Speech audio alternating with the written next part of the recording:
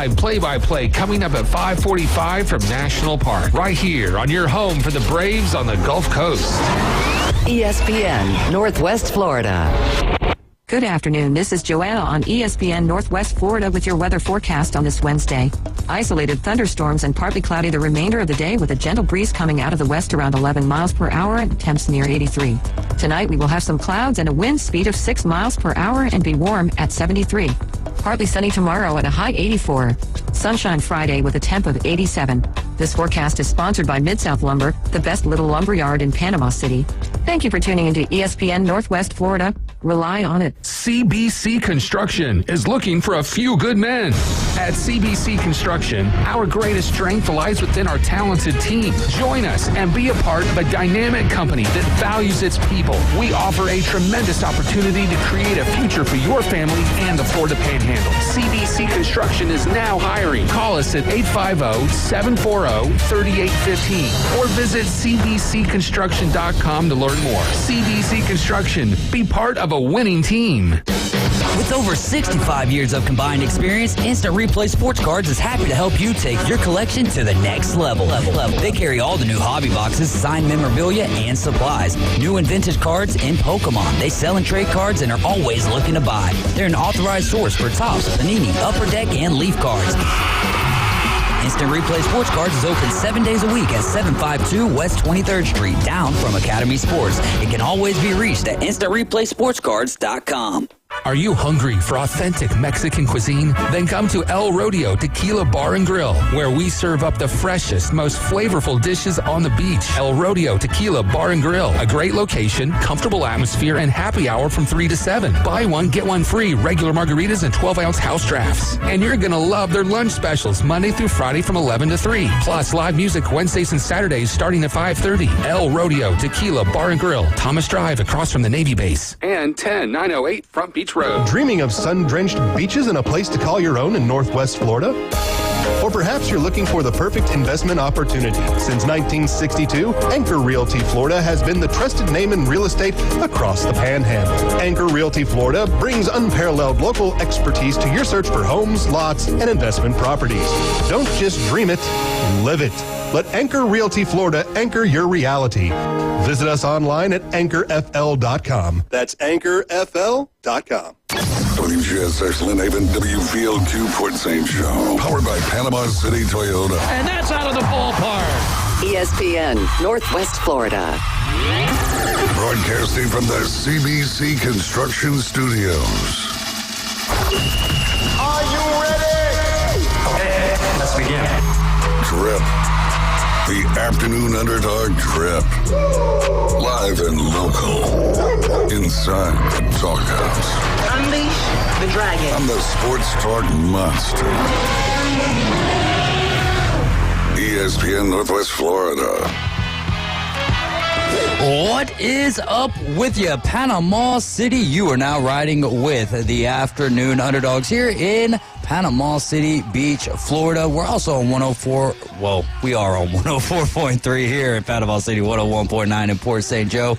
This is ESPN Northwest Florida. I'm David Hayes along with Caveman Rick. Thank you guys for joining us this afternoon. We're taking your calls and text on the Red 7T's phone line at 850-215-6290. Red 7T's, the brand that brands you. Give them a call at 850-612-7007. We're streaming live on Facebook, YouTube, and Twitch. Like and share the Facebook feed and subscribe to our YouTube channel. You can also download the app and register. Just go to your Google Play or your Apple Store, type in 104.3 ESPN Northwest Florida. I'm a little distracted this afternoon as we're watching the SEC tournament in the first game of the second round, where Tennessee holds a 5-run lead over Alabama, 11-6, going into the top of the seventh inning. We already had Texas A&M dispatch Mississippi State. They'll be taking on LSU either late this evening or tomorrow. You have Oklahoma and Georgia coming up after Alabama, Tennessee, Florida and Ole Miss, and then again Texas A&M and Auburn. Caveman, how are you doing today on this Wednesday afternoon? A few clouds out there, but still feeling great. Yeah, good day. A little cloudy out there. Got a few sprinkles on the way over here, actually, just for a few seconds. So, yeah, a little bit of rain out there, depending where you're at. Getting warm, a little humid out there. I wouldn't say hot yet, because we know how it's going to be, in another 6-8 weeks. So I'm going to wait on that. But feeling pretty good. Glad to be here today, man. It's fine Wednesday. Got a little, like I said, a little bit of those rain clouds out there. We're missing our rain cloud today, AG.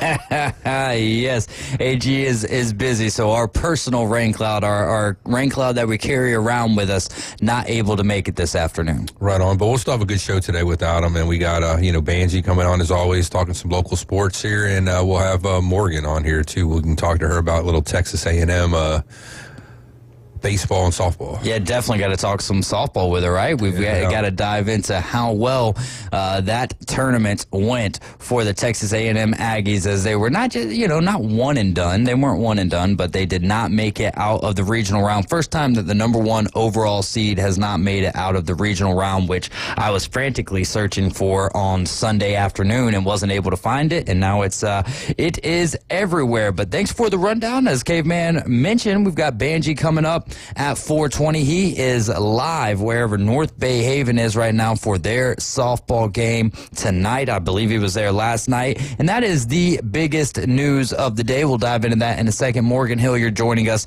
at 5 o'clock. We'll play a little Would You Rather, and then we'll dive into the SEC baseball tournament, and that's pretty much where we'll wrap things up, as we're going out today at 5:43 again to get to the Atlanta Braves. First pitch at 5:45 this afternoon against the Nationals. For the Braves tonight, it'll be A.J. Smith-Shawver, who is 3-2 with an ERA of 2.33. His whip is sitting at 1.24, and he's got 40 strikeouts on the year. For the Nats, it's going to be Trevor Williams. He's 2-5 with an ERA of 5.91, and the whip sitting at 1.53, 38 strikeouts on the young season. But North Bay Haven getting it done last night, moving on to the state championship game after their 4-3 win last night. So congratulations to them. They took down Westminster Christian 4-3.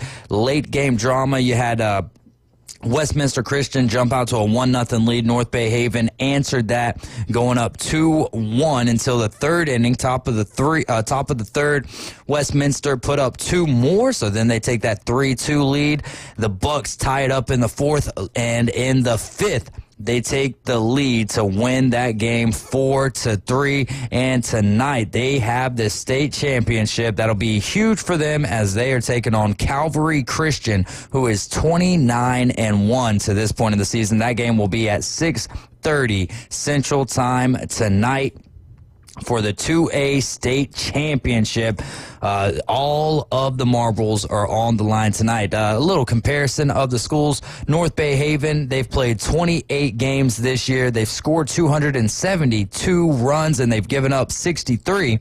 On the flip side, Calvary has played 30 games. They've scored 232 runs, and they've given up 42. Both of these teams are very close when it comes to their statistics. North Bay Haven, their batting average, 388. Calvary Christian at 363. The OBP for North Bay Haven is 489. For Calvary Christian, 432. The slugging percentage, 566 for the Buccaneers. For Calvary Christian, it's at 562. Fielding percentage actually is in favor of Calvary Christian. They're at 972. For North Bay Haven, 951.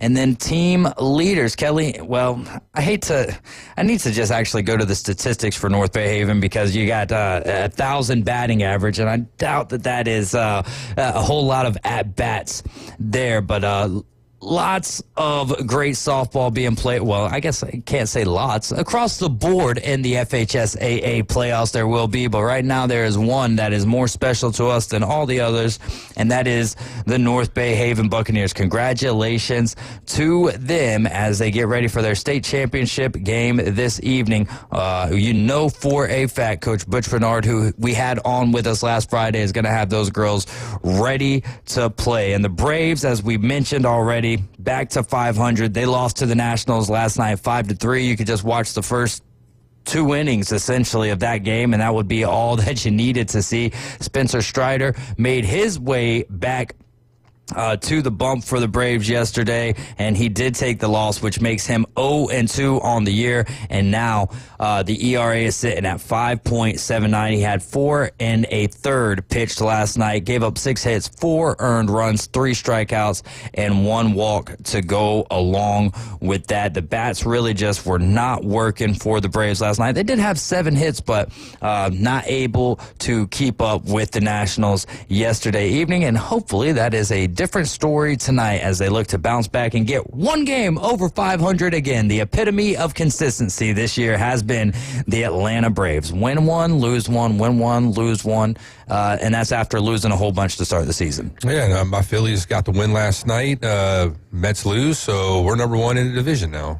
There you go. 6 games up on the Braves. We're live and local from the CBC Construction Studios. Go to cbcconstruction.com or give them a call at 850-747-3815 for all of your construction needs. Out of the NBA, 7 years in a row that the NBA MVP is not American. It's the opposite of the Vatican right now. SGA. Shai Gilgeous-Alexander of the Oklahoma City Thunder ends up taking the vote to become NBA MVP for the first time in his career. Do you have any issue with this? I'll say that this does not surprise me at all. If I had a vote, it would have went to Jokic just because the numbers across the board are better. And if you take Jokic away from the Nuggets, I don't even know if they're a playoff team, maybe a 10-9 seed playing in the play-in tournament. You take SGA out.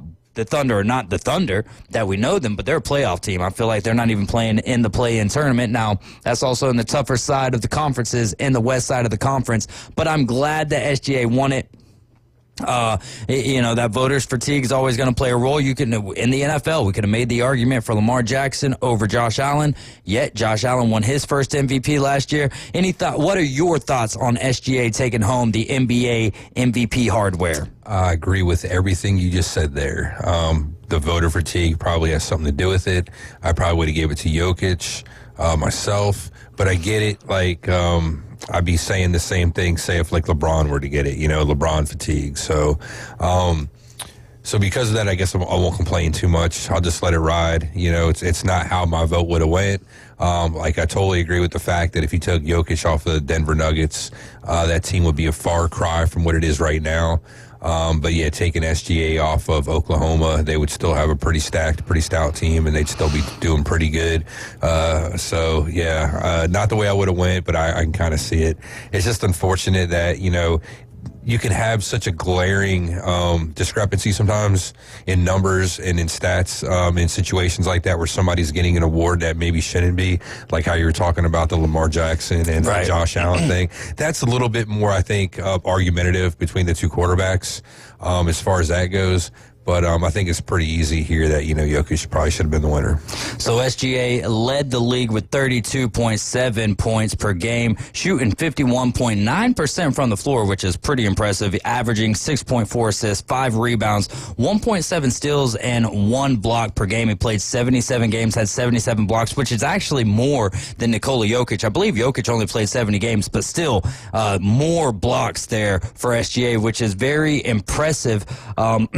The only other player in NBA history to average at least 30 points on 50% shooting, 5 rebounds, 5 assists, 1.5 steal, and 1 block per game in a season is none other than Michael Jordan, who did it in 1987 and the 88 season, also in the 1990/91 season, and he won the first 2 of his 5 MVPs in that season. SGA also joined an exclusive club by leading the league in scoring for a team that won 60 or more games. That's the 10th time that this feat has been accomplished in NBA history, and the only time that the player did not win the MVP was back in 96-97 season when Karl Malone, the mailman, won the honor over Jordan, which takes us to our call-in, text-in question of the day. Who's your pick for the greatest NBA player not named Jordan or LeBron, and why?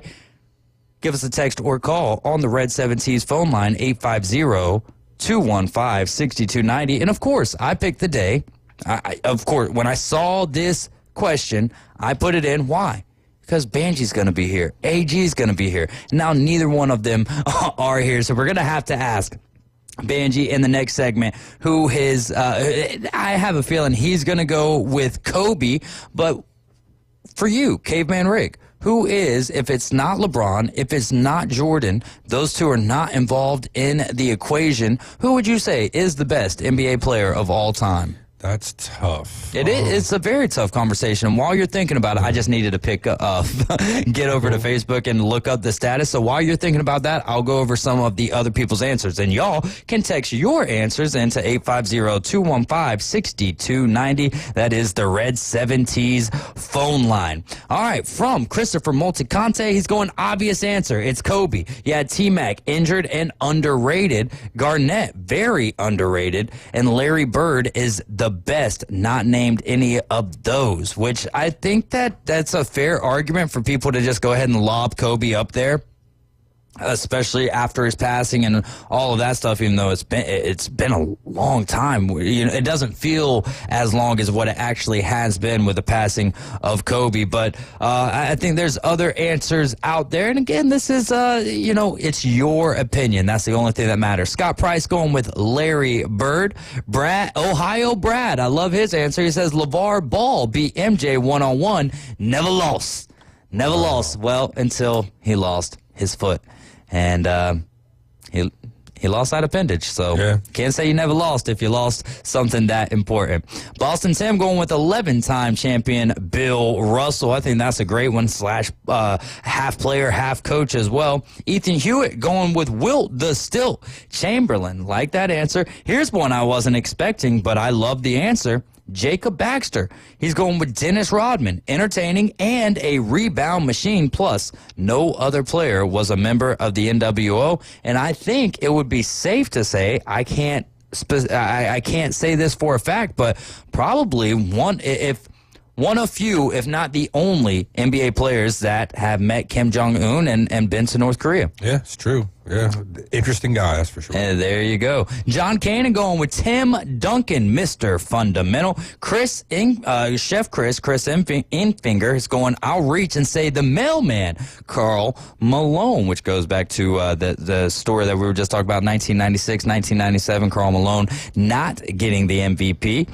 Heath Dittman has my answer, so I'll save that one for last. LSU Jeff is going with Wilt Chamberlain, followed by Kareem, and then Doc A. Now, you can listen to him Tuesdays on the Inside Drive with Ryan Mulvey. He's going with Kobe for obvious reasons. But Heath Dittman, which if you guys don't remember, yesterday we were talking about how we became fans of our teams, and Heath Dittman is the reason why I'm an Indiana Pacers fan these days. So he's going with Kareem Abdul-Jabbar, and he says it's not close. 6 MVPs, 6 rings, 17 years apart, 19-time All-Star, 15-time All-NBA. 10 of those were first team. And if you would have asked third best basketball player and not just NBA, the distance between him and next gets greater. 95-6 in high school. 3 city and 1 national championships. 3 NCAA championships. 26 points and 15 rebounds on average. Most outstanding player in all 3 of his tournament years. And he scored 56 points in his first game at UCLA. So that is the sentiment that I share as well. Now, I think Wilt Chamberlain and Bill Russell, my generation-wise, of course, I would throw Kobe into the conversation. But when you just talk about Lou Alcindor, Kareem Abdul-Jabbar, both of those guys, or not both of those guys, but both sides of his career. I mean, the dude was a beast over there at UCLA and then continuing on in the league. Long career as well. Who did LeBron overtake to become the all-time leading scorer in the NBA? Kareem Abdul-Jabbar. I mean, the list goes on and on and on. So for me, it would be Kareem. What about you, Caveman Rick? For me, real quick, I'll just mention, like, Kobe was a good one. I'd probably go somebody like Kareem or Magic or something like along the lines there. So let me go Kareem for best, I think. All right, Brian Landris going with Hakeem the Dream Olajuwon.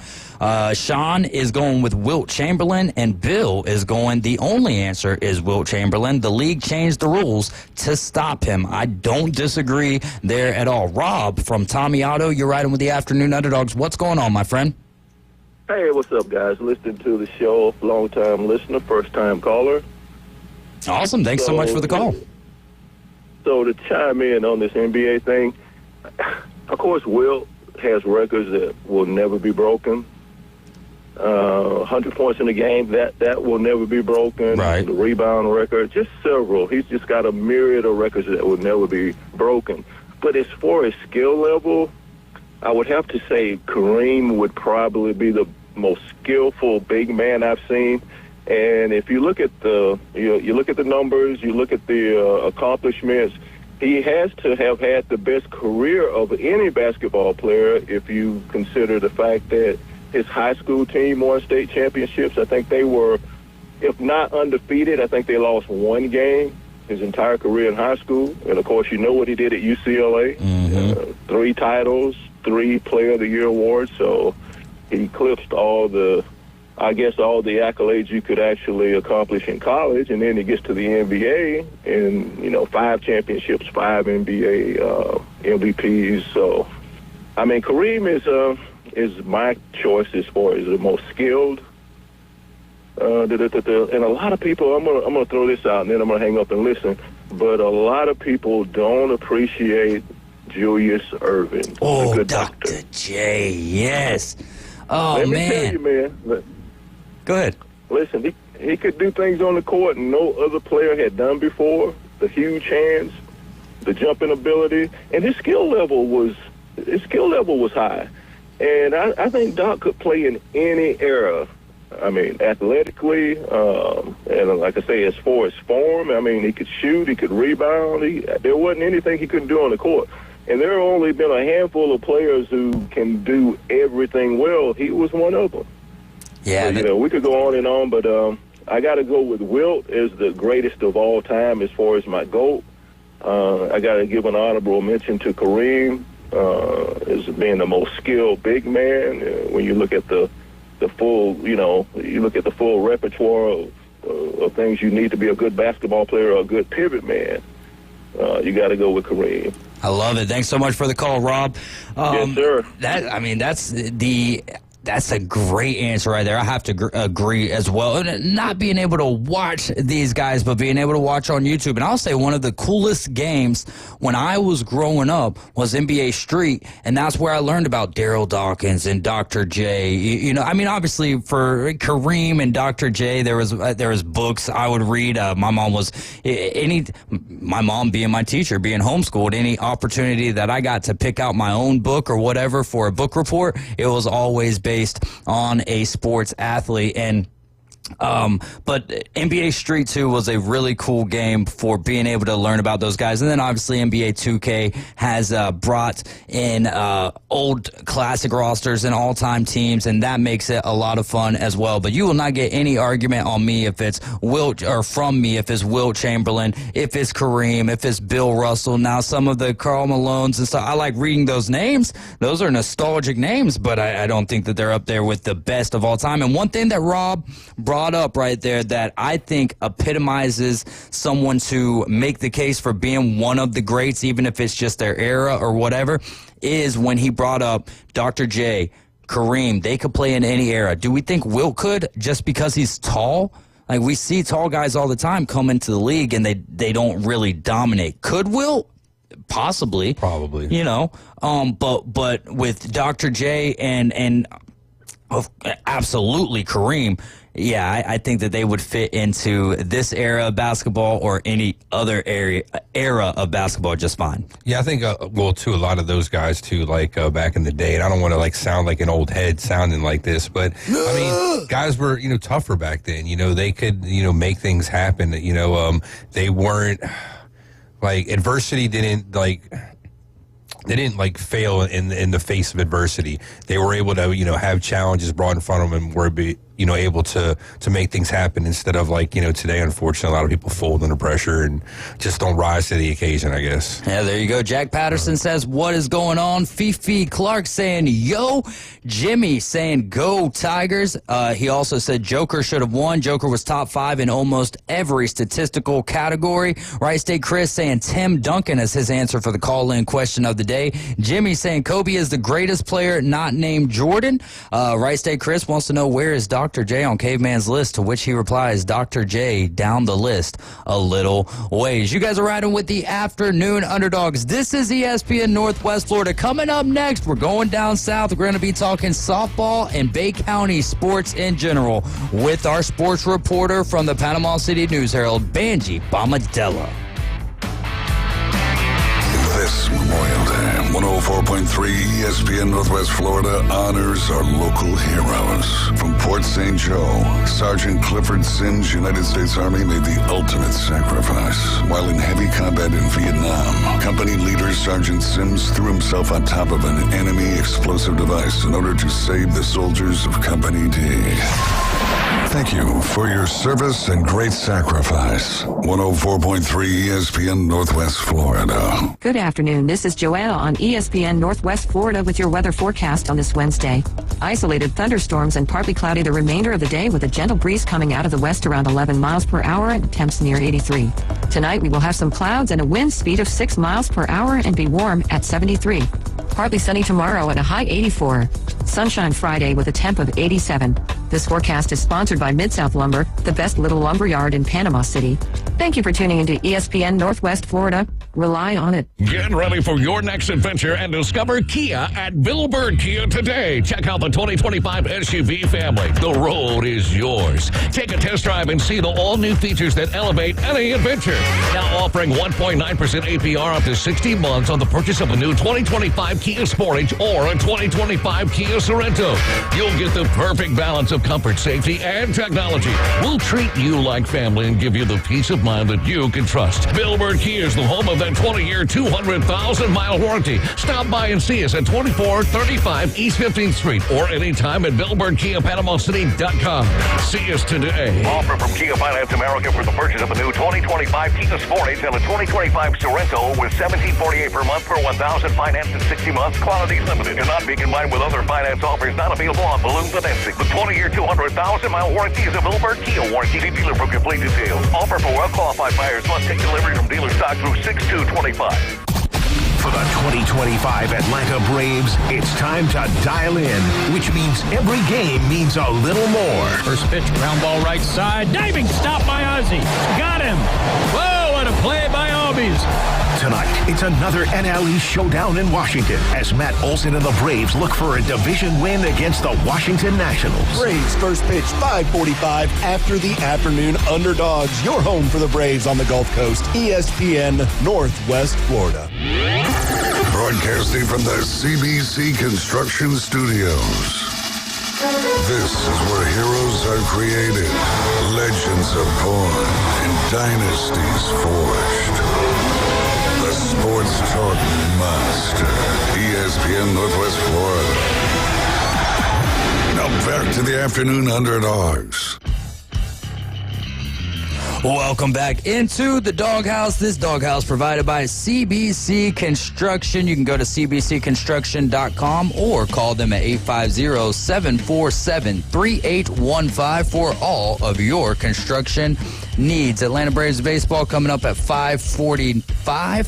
Braves and the Nationals. Atlanta Braves baseball on ESPN Northwest Florida, sponsored locally by Best Way Portable Buildings, Reliable Hydraulic Solutions, Mid-South Lumber, and Brock Pest Control. We're going to go to Orlando with Banji Bomadella. Banji is the sports reporter for the Panama City News-Herald, doing a great job keeping up with all of our local sports here. Banji, how's it going over there in Orlando? It's going good. I mean, it's really hot over here. I think it's, let me check, 94 degrees. Ooh. So, yeah, it is hot over here, but we're over here for a great reason.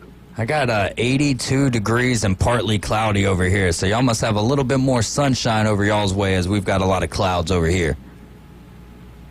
Yes, sir. I mean, The sun is shining brightly. No, not a single cloud. I don't know if we're going to get any rain over here, but it's going to be a beautiful day for some softball. There you go. And that game starts tonight at 6:30. We'll dive into that in just a second. I'm pretty sure I know what your answer is going to be on this, but the call-in question of the day, inspired by you in arguments, obviously, with Adam Goff and whoever else that we can, in Caveman Rick, whoever else that you end up arguing with over here. Jordan and LeBron off the list. Who is the best player all-time NBA? With those two off the list? Yeah, you can't pick Jordan or LeBron. That's a tough question, though. It is. It depends on how you want to do it, because I'm a young person, right? Right. And in my opinion, I could argue 20. I'm gonna say the correct answer to me. I'm gonna say Hakeem Olajuwon. Oh, I was almost percentage-wise 99.9% sure that you were going to be going with Kobe Bryant. No.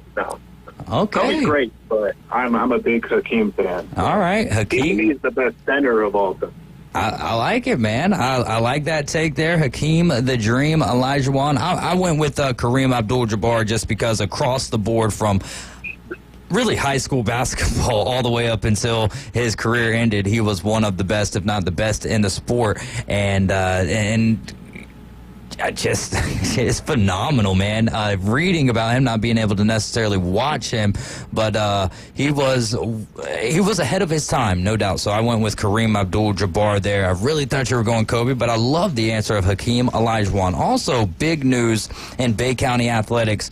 Coach Rondy Ross of the Rutherford Rams is resigning. Banji, tell us what you know about that story. Man, it's one of these that it's just showing the changing of times. But yesterday afternoon, Dr. Todd Mitchell, the principal over there at Rutherford High School, sent out an email about that Coach Ross sent in his letter of resignation. And Coach Ross, who has been there since 2003, for those that, I was born in 2002. So to think of Coach Ross has been there almost as long as I've been alive, it is something incredible.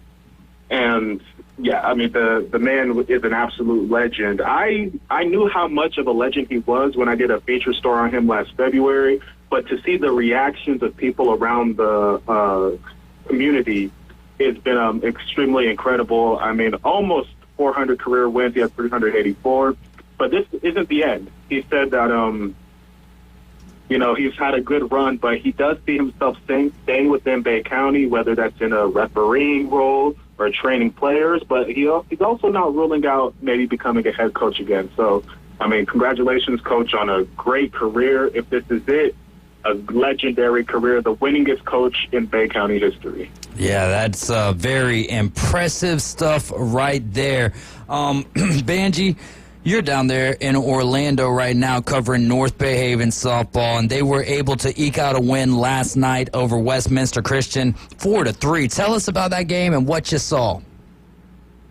Well, it's one of these things where North Bay Haven has never been here before. This is their first ever Final Four state semifinal game, and you know what? You stick with what you know. You stick with who you know. They put freshman Addison Mallon back there in the circle, and she wavered at first. They gave up a run in the first inning, but then, the North Bay Haven bats, they're always ready for action, and Mackenzie Goff hit her fourth homer of the season. It was a 2-run homer in the bottom of the second inning, and then, but that isn't it. Westminster Christian bounces back in that third inning, giving up, and North Bay Haven gives up 2 runs, so now it's 3-2, headed into the fourth inning, but North Bay Haven, they score in the fourth.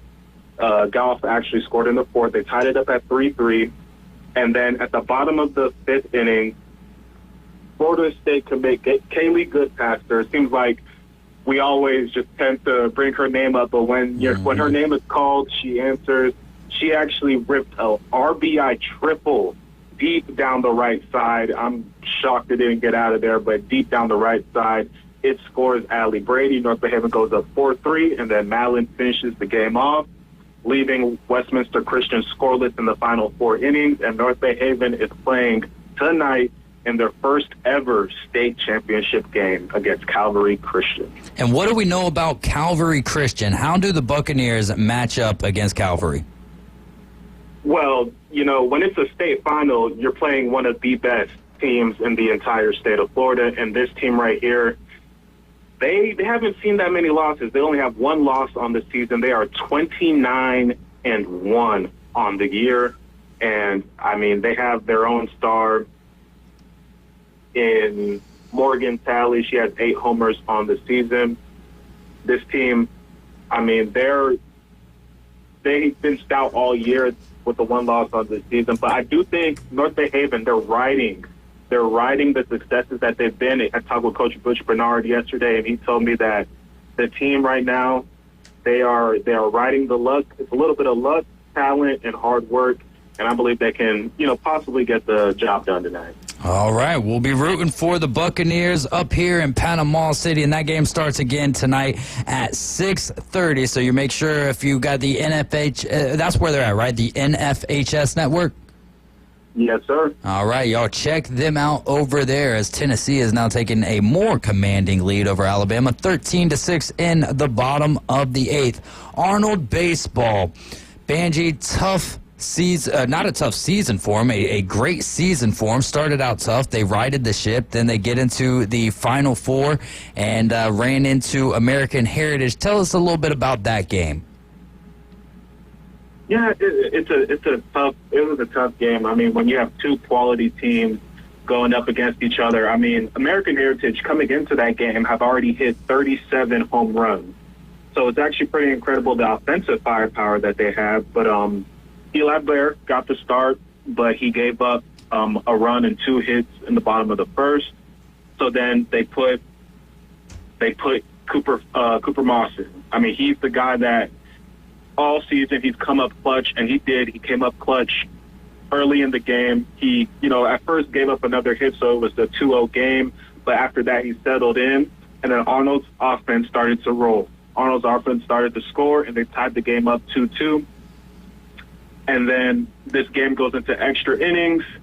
The Patriots were able to score a run in the bottom of the 8th. It was a walk-off run, and Arnold's season ends in the Final Four. Man, that is tough. They had a great season, great runs, too, for Eli Blair and Cooper Moss and the rest of the seniors there for the Arnold Marlins, coming up just a little bit short. And then also in the 3A state championship down there in Fort Myers, South Walton falls to Miami Springs 2-1 in the state title game. Were you surprised by that? I was, because I was the same person there last week who was guaranteeing a state title for South Walton. So, I might have to eat a bit of crow there. But, yeah, it was shocking. But, I mean, Miami Springs finishes the year 28-3. South Walton finishes at 31-4. I mean, you have two quality teams once again. But, yeah, it's unfortunate that the Panhandle is still looking once again for a baseball state title. All right, let's see if we can get our listeners to help you. This is Banji Bombadella on the line right now with the Afternoon Underdogs. He is the local sports reporter for the Panama City News Herald. Now, I was just wondering, do you want us to put out any feelers for off-season topics? Do you want us to try to get maybe put a poll up for what kind of off-season content they'd like from Banji? Yeah, sure. I'll take any and all suggestions. All right, so while we're getting that started, if you guys have anything that you would like Banji to cover or, a special feature story for the Panama City News Herald, type that in, text that into us on the Red 7T's phone line, 850-215-6290, and he'll be doing a lot of great stuff as we're getting ready for the summer, but then more importantly, high school football season in 2026. Did you hear anything from any of the spring games that got you excited? Well, I was over there at Arnold's on Monday. They faced Marietta, and Arnold was actually looking very solid. Quarterback Will Carter looked good. He ran in a touchdown late in the second half. And their defense had a pick six and also a goal line stand. So I do think, granted, this Marietta team is definitely different from last year. They graduated a lot. Some kids transferred away. But Arnold is going to be looking formidable. I think they're going to be making noise again, and that last season was not a fluke. But then over there at Mosley went over there last Thursday. They went over to Crestview. They did their jamboree. Mosley actually defeated Crestview, Fort Walton Beach, and Niceville in that jamboree. The offense was looking good, looking sharp. The defense was holding their own, forcing turnovers. They actually forced 5 turnovers in the entire jamboree, 2 especially against Niceville. So that October 10th matchup against Niceville is going to look pretty sweet if we see things carry out as they did this spring. Ooh, man, yeah, excited for that. I think I'm going to go to the green and orange game. That'll be this Friday after the show. Is Friday the 23rd? Yeah. Okay. All right, just making sure. Just making sure. Chris Connor chiming in saying, let's go Bucks. Again, we are cheering for those Buccaneers as they get set to take on Calvary Christian tonight at 6:30. All right, the NBA playoffs got underway last night. The Thunder took game 1, 114-88. Banji, do the Timberwolves have any hope? I think they have hope, yes. But, I mean, with this news that Shea won MVP, I think he's going to be even more. He's going to have another little bit of a fire lit under him to finish the series, make the finals. But I think if Anthony Edwards stays healthy, the whole rolling of the ankle was kind of a scare right there. But I think the Thunder as a team, they're just the better team. It's like roster down, up and down, they're just the better team. And one of the most underrated signings was getting Hartenstein from the Knicks this past free agency. And, I think the Thunder will take this series, but I'm not going to say it's going to be like a sweep or anything. It might be 5 or 6, I believe. 5 or 6. I'm thinking gentleman's sweep for the Thunder. Obviously, we can always overreact to game 1, and Anthony Edwards did not have a great shooting night last night. Not even that he had a bad shooting night. He just took 13 shots from the floor, and it was Julius Randle's night to shine last night as he had 28 points. But I think the Thunder got too much. What do you think about SGA winning MVP over Nikola Jokic? It's one of those where who has the better season versus who's the best player. We all know that Nikola Jokic. Let me actually rephrase this, because personally for me, Giannis is the best player in the NBA. Okay. So I can understand that Jokic, at what he does, he's the best in the world. To be able to be a facilitator, a rebounder, a scorer, the way he does his thing, he is the best at what he does. But, I mean, when Shea's on the best team in the West, he putting up stats like 32, 5, and 6. You can't really fault him, because you could have argued he could have won it last season. But Shea's been excellent this year, and to me, he deserves it. There's no doubt in my mind that he deserves it. Yeah, like I said earlier, I wouldn't be mad either way that they would have went. I just felt like Nikola Jokic was better statistically across the board outside of blocks and points per game. But, voter fatigue, 3 out of the last 4 MVPs have been Jokic, and SGA has been playing some great basketball. And so it's time to give him his due. Plus, he had some you take them away from their teams, and I think that changes the whole entire element of it. I would say that the Thunder are a deeper team than what the Nuggets are. However, I think well-deserved for SGA to get the NBA MVP. And then the Pacers and the Knicks get started tonight. Your thoughts on how Game 1 will go for the Pacers and the Knicks? I can't lie, David. I think the Knicks are whooping on the Pacers. Whooping? I can't lie. I know you're not going to want to hear it, but I think New York is ready for this. They've been wanting this. I don't think the Pacers are going to be prepared for. I mean, yes, y'all won last year, whatever. This season, though, I think it's a whole different thing. Brunson, Cat, Hart, Mikal Bridges, they have such a good squad. OG Anunoby, they have just plenty of guys. I mean, who you have? Halliburton, Miles Turner, Pascal Siakam, Andrew Nembhard, Naismith. Great. James Johnson on Obi Toppin. Hey, James Johnson, don't let things get out of order. James Johnson will come in there and keep it in order, or bring the order back. He'll start slamming the gavel around in there. I think that it's actually not a great thing that we won the series last year, because maybe there is some maybe some of that is still in their heads of, we got them last year. Well, the Knicks were beat up last year, just like every other team that the Pacers were playing in the playoffs, so they weren't at full strength. And it's different teams, right? Karl Anthony Towns is over there now. Julius Randle isn't there. I'm excited for this series. I'm cautiously optimistic. I think the one thing that might bode well for the Pacers is that it feels like most people are picking the Knicks in a dogfight in a 7-game series, but most people are picking the Knicks. So the Pacers can continue to use that chip that they've had on their shoulder throughout the playoffs and really throughout, last year's run as well. So cautiously optimistic. We'll see how it plays out. I think that this probably is going to be the last good series that we have in the playoffs. I think this one could go 6 or 7. I'm going to go with Pacers in 6 because I think they still won in Madison Square Garden in these first 2 games. But after that, I think the Thunder wipes the floor with either one of the teams that gets to the next round.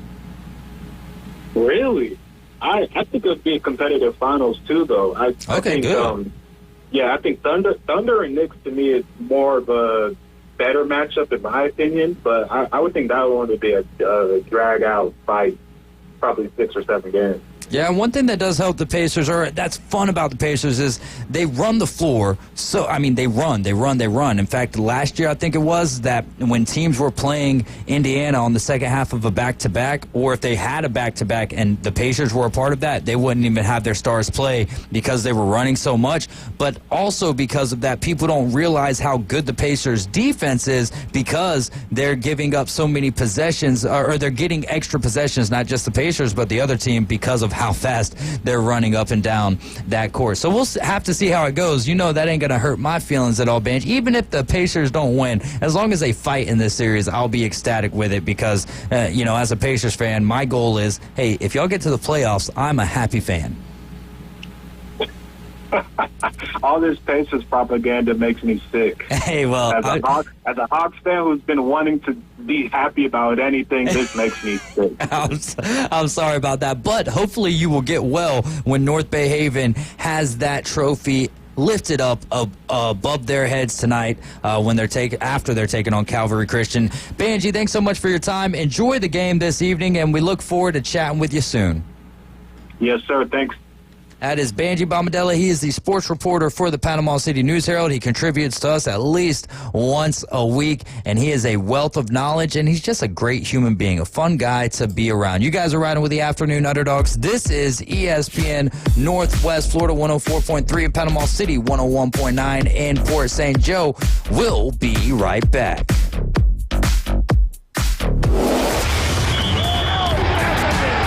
Keep the game going with ESPN Northwest Florida.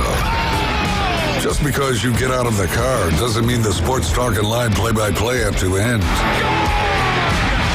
Just say, hey, Alexa, open ESPN Northwest Florida. From Michigan Avenue to the man cave, from the car to the kitchen, we've got you covered. Keep the game going. Hey, Alexa, open ESPN Northwest Florida. Good afternoon. This is Joanna on ESPN Northwest Florida with your weather forecast on this Wednesday. Isolated thunderstorms and partly cloudy the remainder of the day with a gentle breeze coming out of the west around 11 miles per hour and temps near 83. Tonight we will have some clouds and a wind speed of 6 miles per hour and be warm at 73. Partly sunny tomorrow at a high 84. Sunshine Friday with a temp of 87.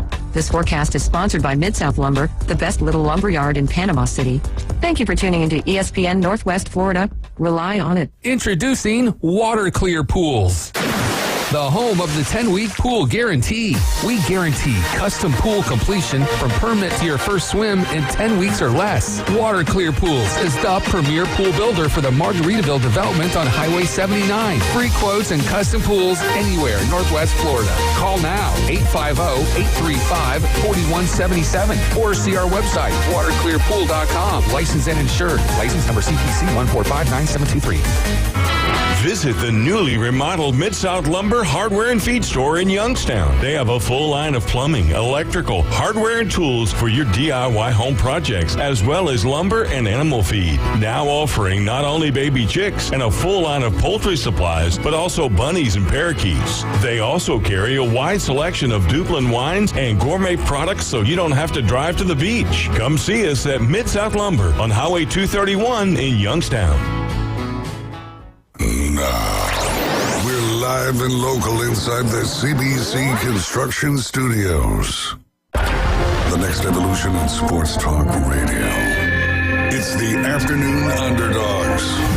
5, 4, 3, 2, 1. Make it so.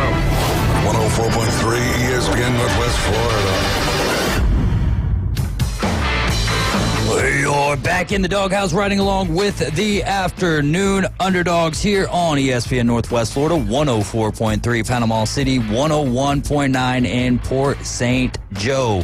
The tide turned for a little bit in the SEC tournament, but not for long, as Tennessee in the bottom of the sixth roared right back, and now they hold a very commanding 15-6 lead going into the bottom of the eighth inning. And I would imagine if they push one across here, that could be the final of this game, and they will be moving on. The Tennessee Volunteers will volunteer themselves to take on the Texas Longhorns. Following this game, you'll have Oklahoma and Georgia, Florida and Ole Miss, and then maybe later tonight, Texas A&M and Auburn. All right, 850-215-6290 is the number to call or text. And our call-in question of the day: who's your pick for the greatest NBA player not named Jordan or LeBron? And tell us why you think that is. Professor Plum says Pistol Pete Maravich got the handles. Man, could you imagine seeing Pistol Pete? That would be like the Jason Williams reincarnated, right? Or something like that. I mean, or like, Pistol Pete reincarnated. Dude playing against, plumbers and carpenters and stuff. That's what they always say about Jordan, too. Yeah. So, yeah. Jordan, Jordan wasn't playing against I'm just saying that's what they say. That's what they say. That's what the kids people these days say anyways. Well, that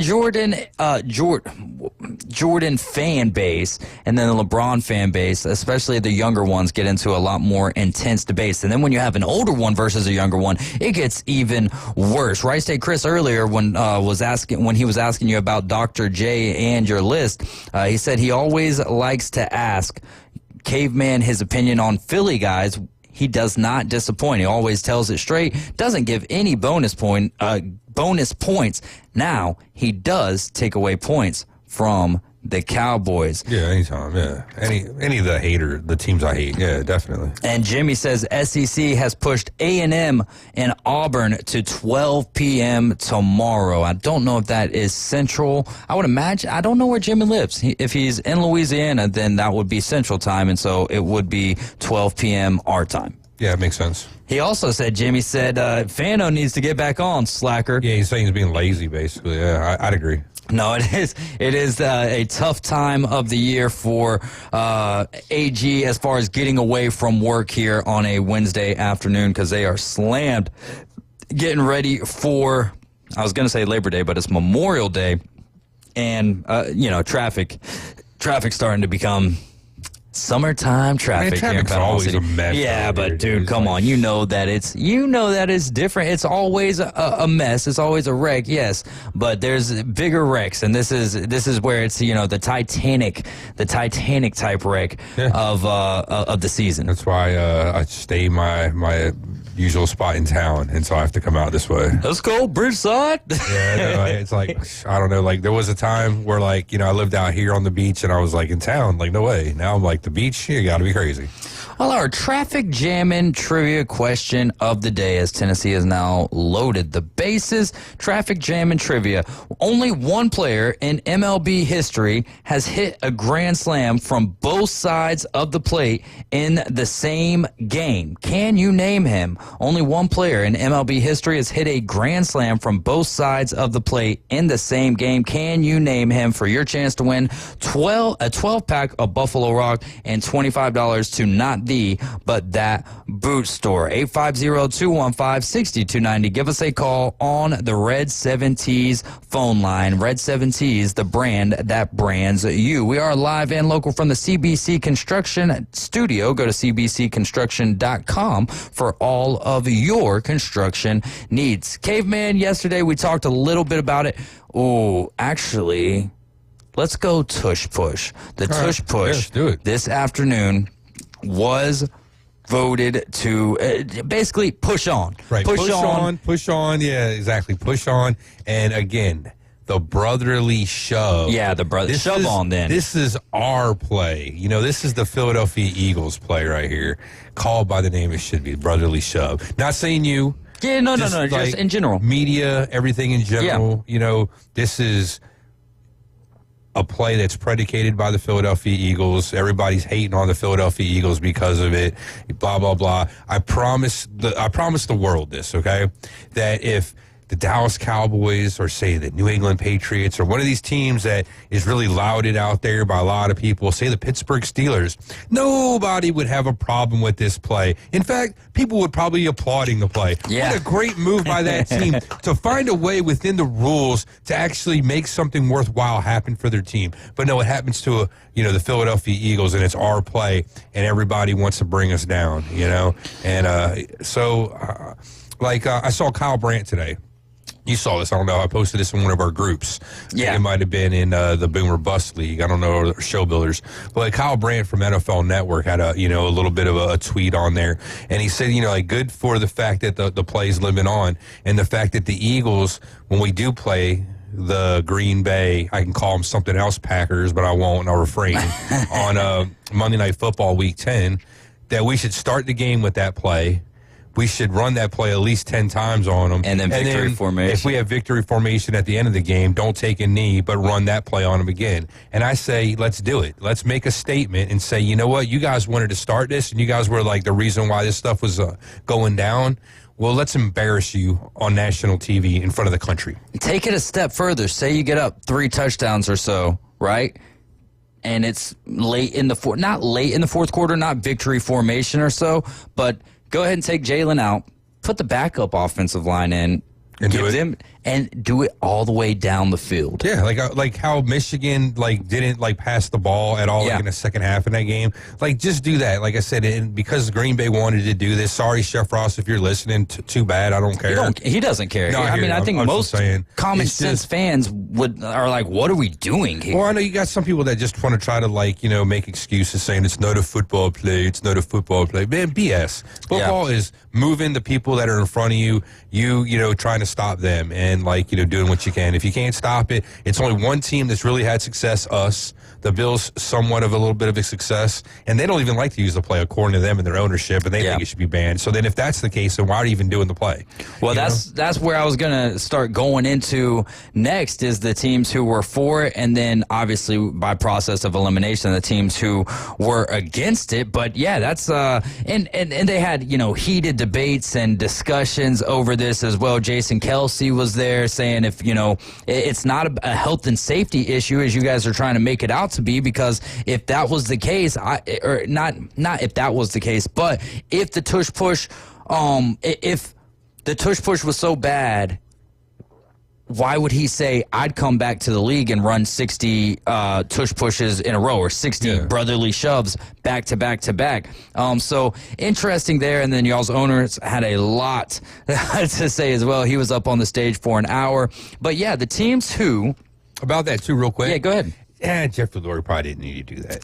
I think he didn't need to advocate for it. I don't think it was going to pass with or without him advocating and standing there for an hour, like a lawyer at the end of a court case giving his dissertation to the jury before they go back to make their decision. I don't want to make it sound desperate, but he was just hanging on to it too much. We needed it. The one I think positive thing he did say was if it did get banned, then it was kind of us. The analogy he made that we, probably won't use about the wet dream and what have you. But, if we were able to come up with a play like that and where the only way you could stop us is by banning it, then that's a success for us, too. You know what I'm saying? Because it's applauding our success for having, the smartness or the genius to come up with that play.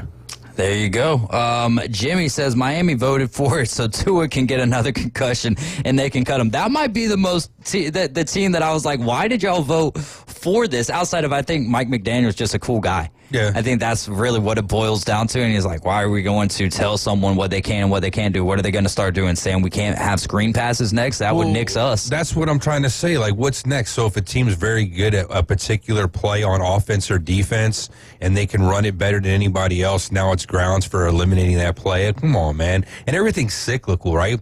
Eventually the Eagles' offensive line is going to get older and more decrepit and crotchety and whatever, not be able to run this play, unless we just keep reloading with the same type of players that can kind of keep this perpetuating year after year. So eventually you got to think that it's going to run its course, and then it's not going to be feasible for us anymore. And then, or if somebody else comes up with a way to defend it, then we'll have to figure out something else. Yeah. No, that's right. It was the Eagles, the Baltimore Ravens, the Cleveland Browns, the Detroit Lions, the Jacksonville Jaguars, the Dolphins, the New England Patriots, the New Orleans Saints, the New York Jets, and the Tennessee Titans. And as you mentioned, you got Steichen over there with the Colts, right? Right, and you got Gannon with the Cardinals. Those two guys, they got jobs basically because of this play. Yeah. And well, not because of it with Gannon, because of defense. So I'd maybe say that. But you were on a team where this was utilized and it helped you win. And if it didn't have that and we didn't get our wins and we didn't have the success we did, you might not even have your job right now. Yeah. You might still be with us. That's, that's a great point. And then the biggest surprise to me that was on the list who went against it, and you had already brought them up, is the Buffalo Bills. So the tush push appeared, or the brotherly shove, appeared in only 0.28% of total plays last year. Barely over a percent. A quarter of a percent. Barely over that. That's according to ESPN research. The Eagles and the Bills ran the play more often than other teams. The two combined to run 163 brotherly shoves in the past 3 seasons, which is more than the rest of the NFL combined. But I don't get how you can come out and vote against something that you utilized so much, which I think if you're the Buffalo Bills, it might be more advantageous. Even though Josh Allen just won the MVP, this play might be more advantageous for the Bills, more so than the Philadelphia Eagles. And I only say that just because of the lack of weapons around Josh Allen. The Eagles can beat you in multiple ways. Plus, their running back, and this is no shame to not Dalvin Cook, but James Cook, and the running back game, the run game for the Buffalo Bills. But, I mean, with the Eagles, you could line up and tush push, snap it right through Jalen Hurts' legs, or Jalen Hurts takes the snap and then snaps it to Saquon. I mean, you can do so many trick plays with that when you've got that guy back there and Saquon Barkley. So I don't understand what the Bills were thinking in this situation, but that's probably the most egregious voting to get rid of the tush push. And then I don't understand. Really, I mean, the other teams that voted for the tush push or to keep it going, I'm like, none of them matter outside of the Lions and maybe what do we got? The Steelers? No, they're not even. Oh, the Ravens, the Eagles, and the Lions outside, and the Lions, they're not going to run it anytime soon. So, surprising how some of the votes went down. The onside kick has changed as well, but not very much. We'll talk a little bit more about that as we continue on through the show. Coming up next, we're going to have Morgan Hilliard. We're either going to dive into college baseball, the Burnerverse, or some Would You Rather, as it is a Would You Rather Wednesday. You're riding with the Afternoon Underdogs. This is ESPN Northwest Florida. Celebrating 2 years of broadcasting history. Told you this would work. It's the Best of Bay awarded Inside Drive on 104.3 ESPN Northwest Florida. Weekdays 11 to 1 with Ryan Mulvey. I love it. Covering the biggest stories, breaking news, the latest trades, and taking your calls. The Inside Drive is live and local middays from the Gulf Plus Studios. Happy anniversary. That kid was on roids. On ESPN Northwest Florida. Good evening. This is Joanna with your weather forecast from ESPN Northwest Florida on this Wednesday. Partly cloudy tonight with a wind out of the north at 7 miles per hour and a low of 73. Tomorrow morning, look for a light breeze and some sun with a temperature near 83. The afternoon and evening, a high around 85 and mostly sunshine with a wind 8 to 12 miles per hour. Friday hot with a high of 86 and sunshine. This weather forecast is brought to you by Earthworks of Northwest Florida. Thank you for tuning into ESPN Northwest Florida. Rely on it. Hi, folks. It's Tracy from Tracy's Fine Jewelry. Did you know that we have a master jeweler right here in the store? That's right. She has over 20 years experience in the art of repairing jewelry. Most repairs are done within a week, so don't send your jewelry off for 6 weeks. Bring it to us at Tracy's Fine Jewelry. We size rings and solder chains. We can reset your diamond into a new setting and even custom design. You'll get your jewelry back quickly and looking as good as new. Tracy's Fine Jewelry, Bay County's trusted jeweler for over 50 years. That boot store reminds you to thank a veteran this Memorial Day. Without the many sacrifices of our military, we could not enjoy the freedoms we realize today. And remember, that boot store carries a wide selection of name brand Western wear and work clothing like Carhartt work clothes that will make the perfect gift for that veteran at an affordable price. Open Tuesday through Thursday, 9 till 5. Friday and Saturday, 9 till 5:30. Next to Bill Burr Kia 15th Street, Panama City. That boot store where God is good all the time. WGSX Lynn Haven, WVLQ Port St. Joe. Powered by Panama City Toyota, ESPN Northwest Florida. For the 2025 Atlanta Braves, it's time to dial in, which means every game means a little more. First pitch, ground ball right side. Diving stop by Ozzie. Got him. Whoa, what a play by Albies. Tonight, it's another NL East showdown in Washington as Matt Olson and the Braves look for a division win against the Washington Nationals. Braves first pitch, 5:45 after the Afternoon Underdogs. Your home for the Braves on the Gulf Coast, ESPN Northwest Florida. You found us inside the CBC Construction Studios. Karen bought 83 liters of Dr. Thunder, a suitcase full of Cheez-Its, and a drum of Crisco. Now she's crying about using the self-check at Walmart. Maybe we should speak to a manager or something. Just saying. ESPN Northwest Florida. What is going on? It is hour number 2 of the Afternoon Underdogs. You're tuned in to ESPN Northwest Florida, 104.3 in Panama City, 101.9 in Port St. Joe. I'm David Hayes along with Caveman Rick and Morgan Hilliard. Morgan's wearing pink as she always does on Wednesdays. Morgan, what's going on?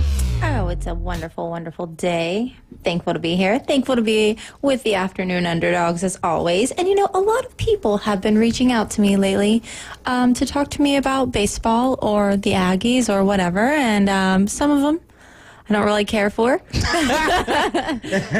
Not the people, just the comments. Oh, the comments of what they say, especially when you get done with a softball weekend like what you had last weekend. That's what I don't care for. I don't want to hear it, but I really appreciate all the people who have, I guess, realized what we do every Wednesday and have reached out to me as of lately, and I think that's awesome. I do love hearing from all of you, so thank you for that. Well, it will not be the last time that you hear about Texas A&M softball, because we do have to ask you about it, and we will at some point in time during the show. Not trying to rub it in. It's just it's an eye-opening situation that happened with Texas A&M and Liberty. Liberty, of course, moving on into the Super Regionals to take on Oregon. But yeah, we've got the Pop's Pig Pickin' Barbecue. That'll be coming up June 14th. That is a Saturday from 12 to 6 p.m. The 4th annual Pop's Pig Pickin' Barbecue. All proceeds will go to benefit hurricane relief efforts spearheaded by Chef Ross. Dinner tickets are $20. He's going to have a whole hog out there smoking. He's going to have baked beans. He's going to have coleslaw and Texas toast, all the fixins. Pool tournament at 1 p.m. $15 to get into that. This is all in honor of Chef Ross's dad, Ron Pops Robinson. Saturday, June 14th from 12 to 6 p.m. at the Break Room, 2727 Joan Avenue. Also, this is the CBC Construction Studios. You can go to cbcconstruction.com or give them a call at 850-747-3815. And if you have any thoughts, comments, or questions for Morgan, you can call in to the Red 70s phone line or text it in to the Red 70s phone line, the brand that brands you, at 850-215-6290. Quick other headlines dealing with the NFL and rule changes. Onside kicks. Teams can now declare an onside kick at any point in a game now. It used to be it had to be a certain amount of time in the fourth quarter, and they had to be trailing by so much. Onside kicks will be taken from the 34-yard line instead of the 35-yard line, and players on the kicking team will line up 1 yard closer, so they'll stay, it looks like, at the 35-yard line where the ball can be recovered a little bit easier. And the one thing I wanted them to change with all of this is they need to figure out a way for them to be able to onside kick without having to notify anyone. Maybe the officials, but the officials shouldn't tell anyone what's going on. But the element of surprise with the onside kick is the most important part of it.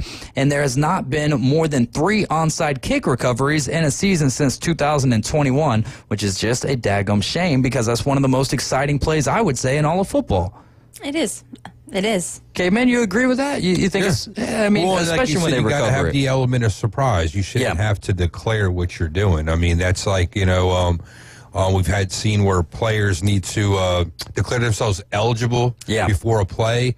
And there's some sneaky ways where you can kind of get a player marked as eligible without like the other team kind of knowing, so that you might be able to get the advantage, if you will, in that play. So because of stuff like that, gamesmanship, you should be able to like, it's like the hidden ball trick in baseball. Yeah. If you're telling them you're hiding the ball, it's not going to work. Or if you're on the mound, it's not going to work. You got to be off of that rubber there.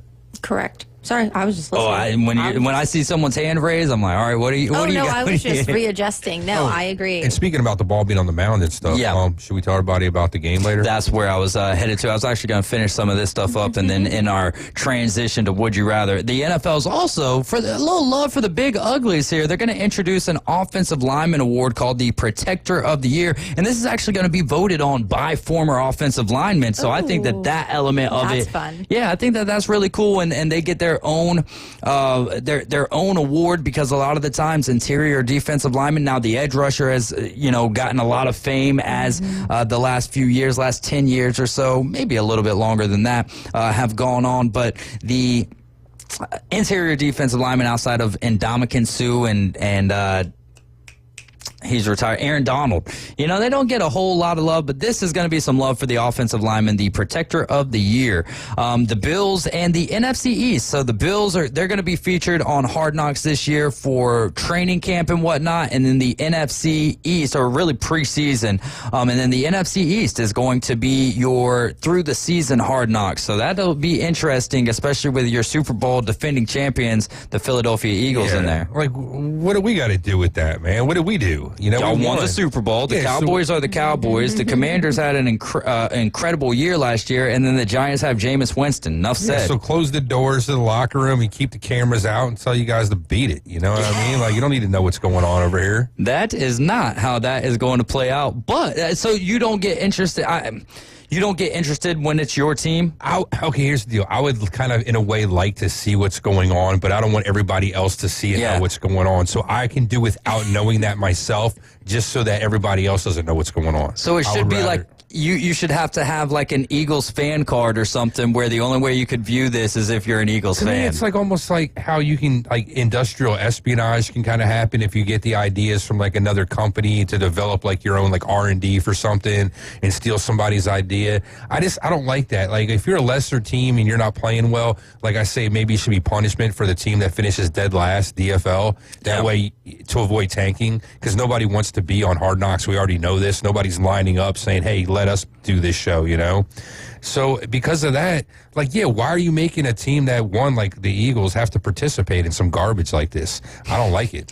And so, okay, like the rest of the division, so make the rest of the 3 scrubs in the division, do it. We should get a pass. I think that they should, like, have everyone vote on it. I think that you should, like, come together, each team, pick a captain, if you will. Okay. Pick a captain, and then everyone places like a silent vote, like Big Brother or something. Yeah. Like a silent vote. And that way no one would ever really know or anything like that who actually it's going to be.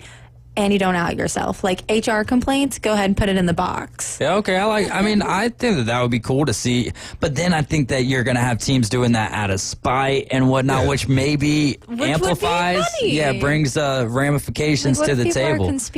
Conspiring. That's the word. Do we conspiring? It's like, sorry, it's been really spearheaded. Another crazy day. But do we get to see the votes So we don't know what the votes are, but after the whole process is concluded, do we get to see who voted for who? I think we should get to see the votes whenever they release the video, and if you really want to see who voted, they throw it in there somewhere randomly. There you go. To see who voted what. And then to be able to add some element of rigging to it. So for every vote that you get that many ping pong balls or whatever into the lottery machine, right? And then, then they'll act like nothing is rigged, which I don't really, it's hard to say for me that anything is rigged, knowing kind of like deep down in my heart. Everything is rigged. It right? is Like rigged. deep down, I'm like, I don't want to admit this out loud. But, like with the NBA lottery, I know Caveman Rick, I didn't even remember with the frozen envelope. When I was young, the frozen envelope, Patrick Ewing, like that was before my time of even caring about like the NBA lottery and stuff like that. But I remember the first time you told me that story, and now it's just every year. That's a big part. So do you think that the NBA lottery is rigged? Max Delighten on the Inside Drive to say mathematically it has to be rigged. I don't know about the mathematics because I'm not like a numbers guy. I mean, we know Max is. You don't count beans? I'll defer to him when it comes to it. But there's so much going on about like the frozen envelope thing. So I'm sure it had to happen. I mean, it's kind of sounds like a kooky story, but it does make sense on how you can have something like that to be the indicator of which envelope is the one to grab. Same thing happened in hockey with the Pittsburgh Penguins when they got the rights to draft Sidney Crosby. Everybody knew there was shenanigans there. Mario Lemieux, had purchased the team. The team was defunct. They were like, in the 0 hour of having to leave Pittsburgh. They didn't have a deal for their building for the old igloo, and it was like the saving grace to get the draft this, generational talent in Sidney Crosby to save the franchise and keep them in Pittsburgh. And look what happened, you know what I mean? So because of that, man, do away with this lottery junk. I mean, it should be the last team that finishes the worst, and come up with ways to avoid tanking, so you don't have to come up with some stupid lottery to try to avoid tanking when it's not helping the situation. Yeah. You have the play-in tournament, you might as well have the play-out tournament. Yeah, right there. That's a perfect argument. Exactly. There you go. Well, this is ESPN Northwest Florida 104.3 Panama City, 101.9 in Port St. Joe. Look at Alabama trying to come back, 15-9. They're trying. Here in the top of the ninth. Jimmy wrote in on Facebook and he said, "Hi Morgan, A&M versus LSU rematch. Go Tigers."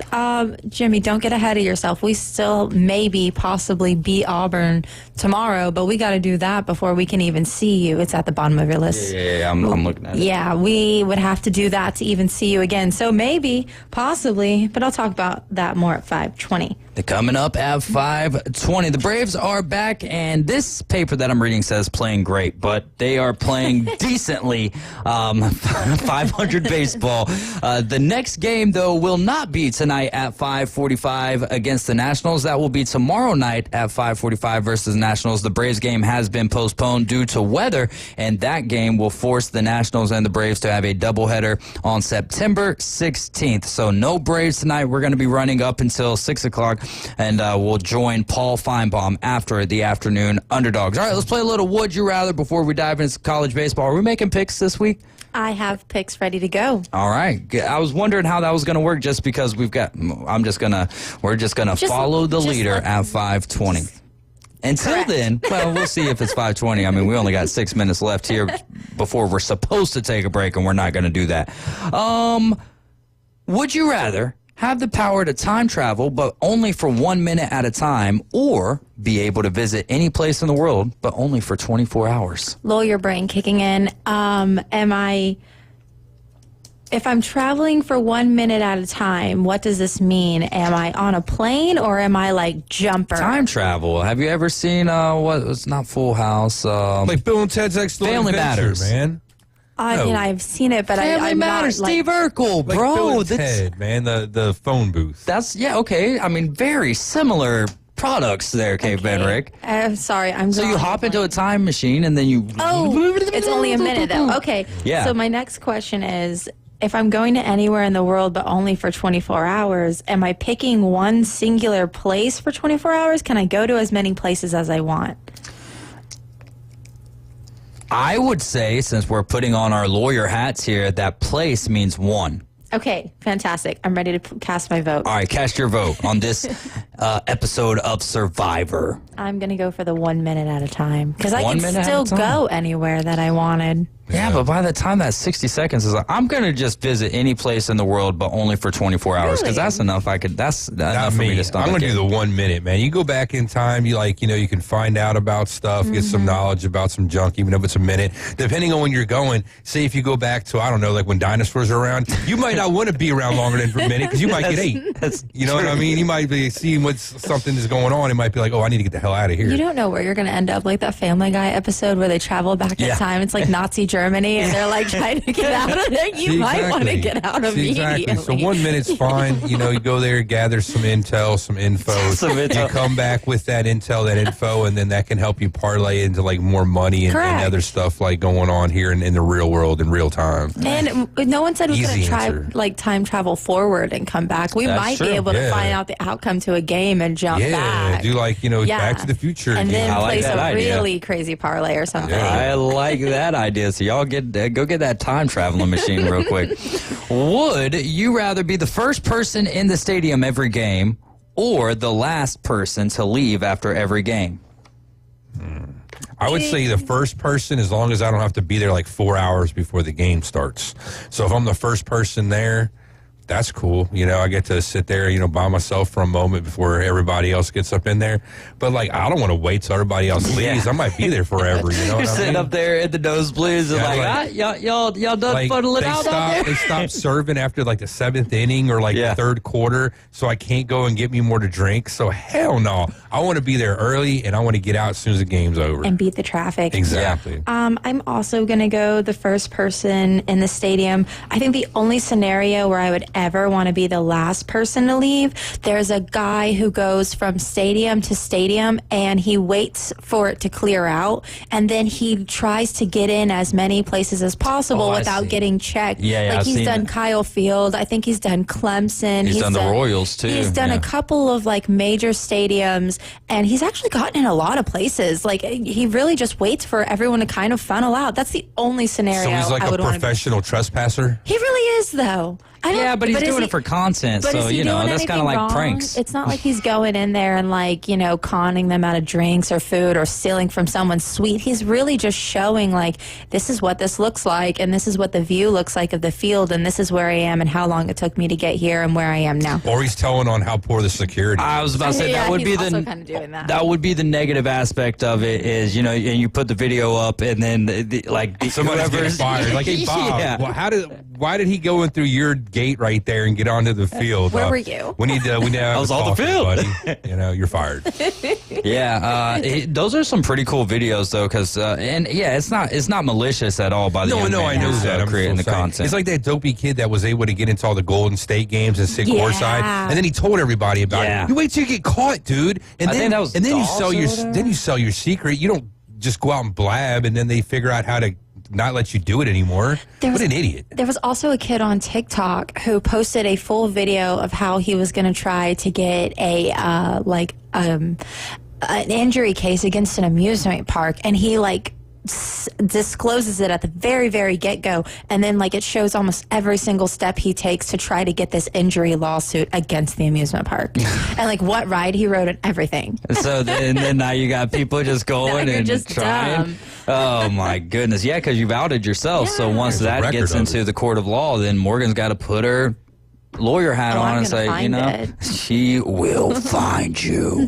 Would you rather eat a bowl of spaghetti with your hands or eat a burger with a fork and a knife? This one's easy for me. I don't mind eating nothing with my hands. So spaghetti with my hands, perfect. I'm going to go fork and knife. Okay. Burger. I'm going to go burger, fork, and knife because I'm not big on spaghetti. Now, if it was like ravioli or something else, maybe, but spaghetti just kind of, It's the same difference. It's the same thing, yeah. It kind of is. Just the way it's prepared, but I'd rather have it prepared differently, man. Tomatoes and most Italian food's the same ingredients. You got a dough, you got red sauce, and you got some kind of meat.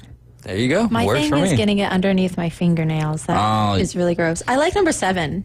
All right, number 7. Would you rather have every athlete in your team's roster or on your team's roster always shout you out in interviews, or never be mentioned by your team but have an inside line to all the locker room gossip? I know which one Morgan's picking. Yeah, that's easy. Gossip one, yeah. I actually already have that. Yeah. And I much prefer the latter. I have that. Yeah, but imagine how big your head would be if you're watching Ryan Prager in a post-game If Ryan interview. Prager was on an interview with the SEC commentators No, this earlier. is on ABC. Yeah, I know. And then he says my name. I would probably be at Gulf Coast right now. You would have to bring the me hospital. out. I'm like, oh, she's gonna go get her degree. You would have to pull me out of the coma. It's probably a good thing he doesn't know who I I'd am. want the players to shout my name because then everybody would know about Caveman Rick. Yeah. And then I'd have all kinds of people wanting endorse products and hey man, do this and do that and open up all kinds of doors. I like both elements of this because I think both of them would work out in my favor because on the show now I'm getting inside gossip and then now everyone knows about the Afternoon Underdogs because of Caveman Rick. So it's we're good to go. I don't want to know about the gossip and because you can't tell nobody because if it's gossip, usually it's not good stuff, it's bad stuff. Yeah. And I don't want bad stuff to get leaked out about my team. You know what I mean? So I can know all this stuff, but who am I going to tell? Because I don't want it to get out there. I want to keep it in-house. I don't want to disparage my team, make them look bad because I'm showing the skeletons that are in our closet. You know what I mean? And that's when Caveman Rick started fronting as a Cowboys fan. I just want you to know how fantastic it is for me to sit here with that aspect that Caveman Rick is talking about, for me to sit here and always find a way to say something nice about A&M, knowing what I know. Yeah, you do always say something nice about them as well. Let's see. Let's get one or two more in. I think you'd like this one, Morgan. Would you rather have a rival fan constantly sit next to you at every game? This is a Longhorn, right? So a Longhorn fan sitting next to you at every game, but they respect your team. Or have your Longhorn fan trash talk you every minute, but they're always on the other side of the stadium. Okay, there's two aspects to this. I can fully explain it. First of all, neither bother me. I would take either scenario, actually. I would take either side because if they respect my team, then they're probably a nice person, so I'm cool with that. That doesn't bother me. But if they're trash talking me, but they're on the other side of the stadium, I just want you to know that I saw you and I'm coming for you. Catch me outside. How about it? How about that? I might not be able to hurt you, but I know what you're doing. I'm going to find you one way or another. Man, so either way. You were on it. Have you been watching Taken lately or something? Caveman Rick, what about for you? Either one. Don't really matter to me. I would rather have the fan who's sitting across the stadium yelling, so then I get to yell back, and then everyone's like, what are these two idiots doing? I need to... Never mind, I'm not going to say that. I'm not going to say that. All right, one more here. Would you rather be the fan known for making the most iconic chant in stadium history but never get credit for it, or have your iconic moment caught on camera, but it becomes a meme? Meme. Meme? You'd rather be a meme? I'd rather It's be a meme. bad meme, though. For me, people would still be talking about it and you'd still be relevant. So it's not really bad. All bad. It could be good. It could be good. I'm kind of the same way. Most of the stuff I do or say gets portrayed as being bad anyway, so it'll probably go down that road regardless. It's kind of my plight in life, so. Well, I don't really care about getting credit for anything, so I love chants, especially in a stadium set. Well, that's really the only way that I like chants, I guess, is in a stadium stadium setting. So I would rather make the most iconic chant in stadium history, but never get credit for it. You guys are riding with the Afternoon Underdogs. This is ESPN Northwest Florida. No Atlanta Braves tonight as they have been postponed, but we'll get to them tomorrow at 5:45. Coming up next, Morgan Hilliard's going to take us through the Burnerverse and college baseball. We'll be right back. ESPN Northwest Florida. The Atlanta Braves play here. The Atlanta Braves made it to 500 and gaining ground in the East. Ozzie to Allen, Allen to first, and that's a double play for the win. Tonight, the Bravos look to batter the struggling Washington Nationals. We'll have live play-by-play coming up at 5:45 from National Park, right here on your home for the Braves on the Gulf Coast. ESPN Northwest Florida. Good evening. This is Joanna with your weather forecast from ESPN Northwest Florida on this Wednesday. Partly cloudy tonight with a wind out of the north at 7 miles per hour and a low of 73. Tomorrow morning, look for a light breeze and some sun with a temperature near 83. The afternoon and evening, a high around 85 and mostly sunshine with a wind 8 to 12 miles per hour. Friday hot with a high of 86 and sunshine. This weather forecast is brought to you by Earthworks of Northwest Florida. Thank you for tuning into ESPN Northwest Florida. Rely on it. Dust off your boots and get ready for some action. Let 'em Buck Productions presents the Vortex Spring 6th Annual Rodeo. This Friday and Saturday night starting at 7. Tickets are just $15. Buckaroos under 5 are free. Witness thrilling rodeo events sanctioned by the Professional Cowboy Association. We'll see you at the 6th Annual Vortex Spring Rodeo. Vortex Spring, 1517 Vortex Spring Lane in Ponce de Leon. For more information, call 850-258-8471. CBC Construction is looking for a few good men. At CBC Construction, our greatest strength lies within our talented team. Join us and be a part of a dynamic company that values its people. We offer a tremendous opportunity to create a future for your family and the Florida Panhandle. CBC Construction is now hiring. Call us at 850-740-3815 or visit cbcconstruction.com to learn more. CBC Construction, be part of a winning team. Now, we're live and local inside the CBC Construction Studios. Get the edge on the competition with the latest lines, expert picks, and everything you need to place your bets. Elevate your game day experience with ESPN Northwest Florida. Now back to the Afternoon Underdogs. ESPN Northwest Florida.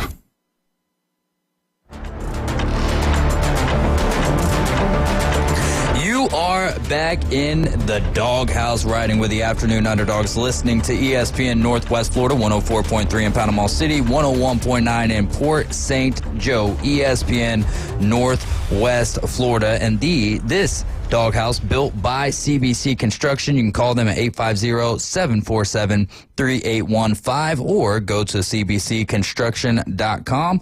And you can text in any questions for Morgan today on the Red 70s phone line to 850-215-6290. Morgan, go ahead and take the wheel. Jesus, take the wheel. Okay. Yeah, a little Carrie Underwood action for you. Carrie Underwood. Oh, she's so beautiful and fantastic. Oh, I love Every Carrie. time I think about Carrie Underwood, I think about Sunday Night Football. Yeah, I mean, that's good... You really can't think about... Caveman thinks of Tony Romo, but that's neither here nor there. I don't think of anything. When I hear that, I don't like that song.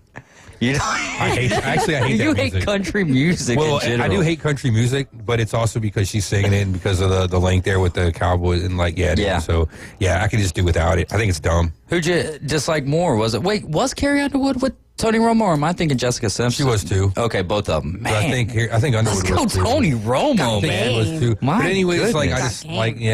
I don't know, man. Like, come up. They got so many options. They can come up with better music. I think. So what does NBA got? They have on NBC, they got their own tune, and you know what I'm saying? They should come up with something that's their own, and they don't have to incorporate a music star like that. I love the song. I love it. I like how they. I mean, aren't you waiting on Sunday night? Every Sunday. Come on. Chris Collinsworth is coming up. Yeah. You know. Now there's a guy. Now here's a guy. I'm excited about that. You know, I like the song. I like how they change the video every year. Rick, I think you're just voted out on this one. Whatever. Monday night they had the Hank Williams thing, and that got played out after a while too, man. After so many years, it's come on, dude. Well, after Carrie, bring it back to the Williams family and have Hank the Third get after it. Let's come up He's more your type music, man. If you haven't heard him, no, I know, but still, man, let's just come up with your own thing, and then that's it. I don't see why they got to incorporate acts or musicians and stuff like that. Just come up with your own thing and roll with it. ESPN, National Hockey Night on Wednesdays, they got that classic music they've been playing for the last 30 years whenever they go to those games. They don't have some star on there singing, pantomiming to, some song that maybe somebody else wrote or whatever, not playing an instrument, pretending like they are. They just have their music, it's playing, that's it. I don't think I've ever seen Carrie Underwood try to play the guitar or anything. I don't think I've ever seen her either. And she doesn't, but I'm saying some people do. Oh, okay. But I do know that her leg routine, to look the way she looks, is very hard to do? Yes. The people have done, tried to mimic what she does, and they, post reviews about it, and like, this is what I did, and they give you like a little compilation, and just reading it alone is exhausting. So it's like the choreography. Hit F8. Just reading it alone. I started sweating the minute I opened up the PDF. No, I was like, I remember looking at it at one point in time, and I was like, there's no way she does this twice a day. Twice a day? Yeah, yes. Oof. I don't know if she still does it, but she is. Allegedly twice a day. Allegedly. There ain't no allegedly about her being in good condition, at least aesthetically. Well, yeah, but I mean, you got that kind of money and stuff, and you're on TV like that, you should. I mean, like, come on. Like, isn't like she's working 50 hours a week like us dopes, Can we... Perchance. I always love how everybody's like, man, that person's like, she's so good looking, and this person's just, they don't have a regular job, dude. They got plenty of time to make themselves look all right. If your average American person had that kind of time and money to put into themselves, do we think that they're actually doing that for themselves, or is it the team around, or the makeup team? Just the whole point, though. That's what I'm saying. I think there's a level of degree. here. I think you do have to do what I would call regular maintenance. Okay, which is break it down for us. We have a lot of male listeners extremely interested in this right now. I'm so sure they are.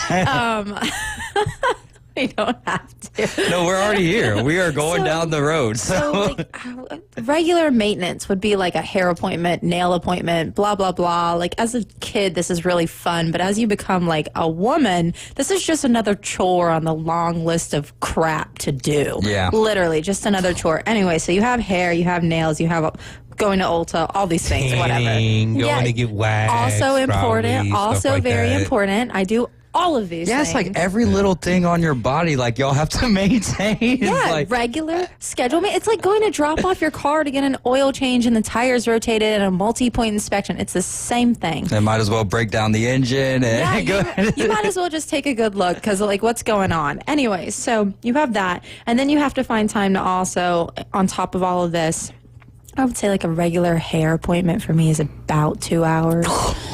Nails, maybe an hour, hour and a half. So you're investing time into this, not just money, but also a good amount of time. And then you're going to go to the gym. If you're going to do Carrie Underwood's leg routine, you're probably going to spend about 4 hours there dying on the floor. Twice a day. So there you go. That's a full-time job right there. You're probably going to be on the floor just hoping that you're going to get back up. And then on top of that, you have... After you've done all of this regular maintenance, you're going to go sit down and let people hit you with all that makeup and everything else and do your hair and all of that. And who knows how long that takes some people. For me, every day, I don't even want to get into that. So exhausting. It is. Oh, my God. I'm tired just thinking about it. I'm like, oh, man, it's time to get my nails done. What's a day I don't have anything going on after work? Oh, yeah. Literally me. Yeah, I'm like that, clipping my nails that'll take 30 seconds. My gosh, I don't have enough time for that. I'll bite them. Gross. In fact, actually, I really don't bite my nails. Not that I'm worried about you calling me gross or not. I don't care about You're that. You're so concerned. No. I know, it was a joke. My brother did, though, and he got them suckers real low. I was like, golly, bro, maybe you should use fingernail clippers next time. Let them grow out for a little while. Anyways, let's talk a little baseball instead of whatever you would call that. Maintenance. All right. So what kind of picks do you have for us to make? So I want you to know that you guys split last week. First of all, you guys split. So if you were going to share a hat, now is the time to find a hat you both like. I think that's what we're going to end up doing for the, not sharing a hat, but for the Yankees thing. Yeah. Dude, a hat this past weekend. Yeah, but that was... Are you going to share No, I'm just still saying. Yes, we are going to share it. Okay. I can't wait to see him wear that next Tuesday. We are going to share the hat. I ain't wearing that hat. No, it's a Braves hat. It's a sweet Braves hat, too. I might wipe something on it, but I ain't going to wear it. Oh, that's ridiculous. Just saying. All right, I'm sorry. Just pick back up. All good. Anyway, so you guys split last week. This week...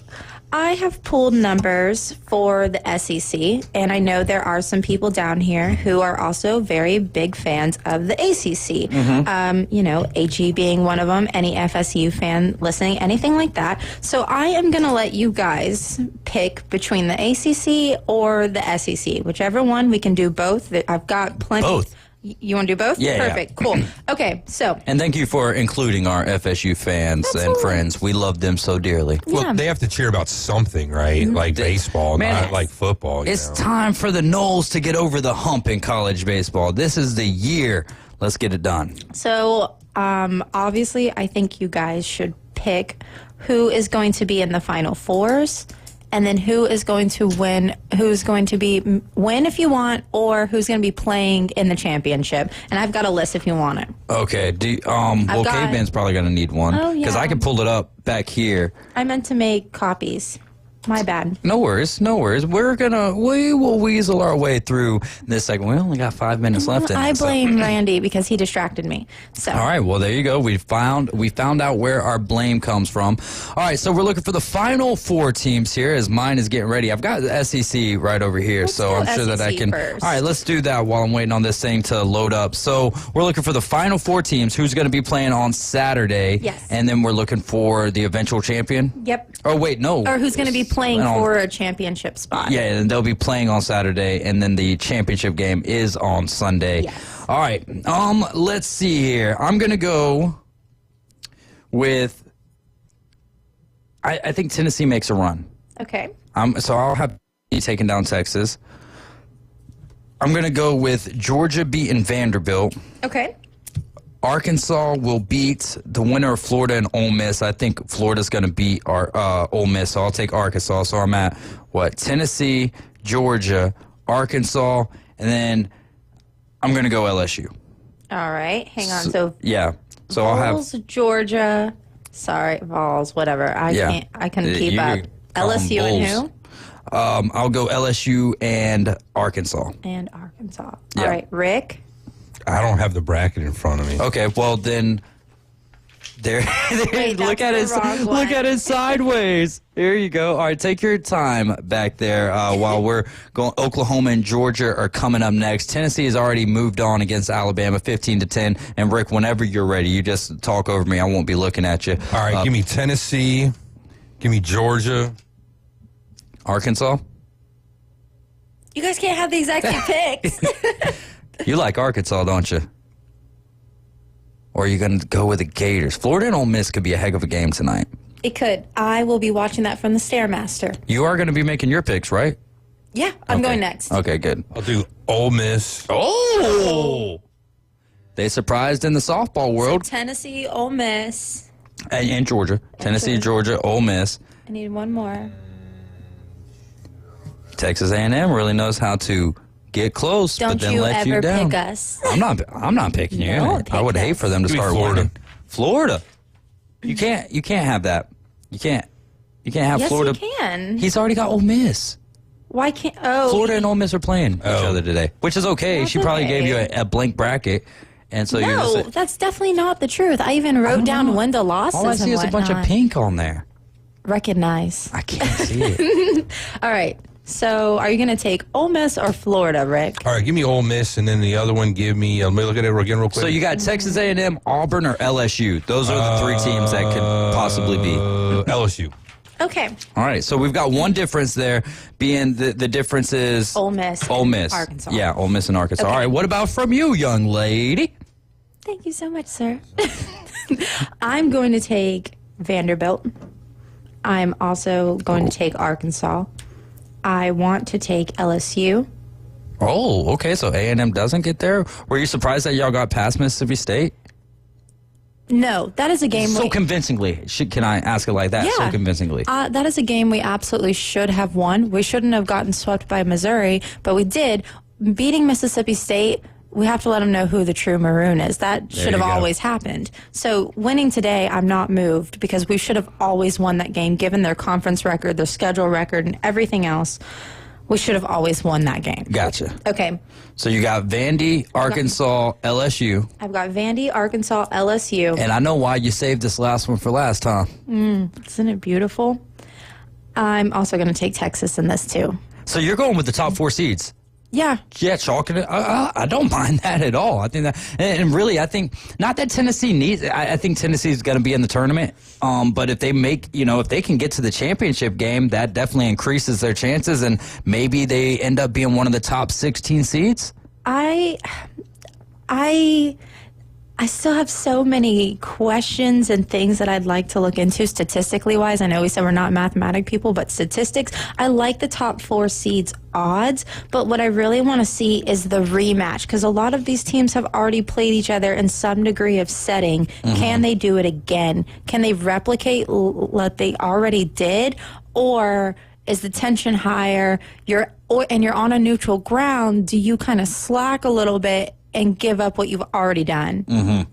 Yeah, no, I think that's a great point. I'm going to have Arkansas winning the whole thing. I am going to take, I would take Arkansas or LSU. Arkansas or LSU. So whoever's on the bottom half of the bracket, you got them winning. Yeah, whoever's on the bottom half of the bracket. Rick? I'll take LSU. Okay. And then Jimmy writes in, he has A&M has such good pitching, crazy they aren't better. Wrong. Wrong. You are wrong. We have... That's trolling. Literally, this is a rage bait, and it's working. Let's go, Jimmy! It has worked. We have such beautiful starters. They're so great, and I think I've talked about this before, but they're fantastic, but our bullpen is not developed at all. Whatever they're doing, Jason Kelly, I'm looking at you. What do you even do? Nothing. Besides be annoying. Anyways, they're not developed. He's not really doing anything with these guys. I was impressed with the performances I saw today. I assume we're saving Weston Moss for the next game, or if we make it farther in the tournament. Who knows? But I'm not going to let you win now. That's all I'm going to say. And that is all she's going to say. So does that wrap it up here for us on the... Wait, who do you have winning? Oh, no, you got the bottom half of the bracket, so either Arkansas or LSU. Yes. All right, and I'm gonna say Arkansas wins the whole thing, and then Caveman Rick is going with LSU, so he's kind of in the same boat as us. Well, let's take a break. When we get back, we'll wrap up ACC tournament, and then whatever else Morgan has on her mind. We'll be back with Barbie. You guys are riding with the Afternoon Underdogs. This is ESPN Northwest Florida.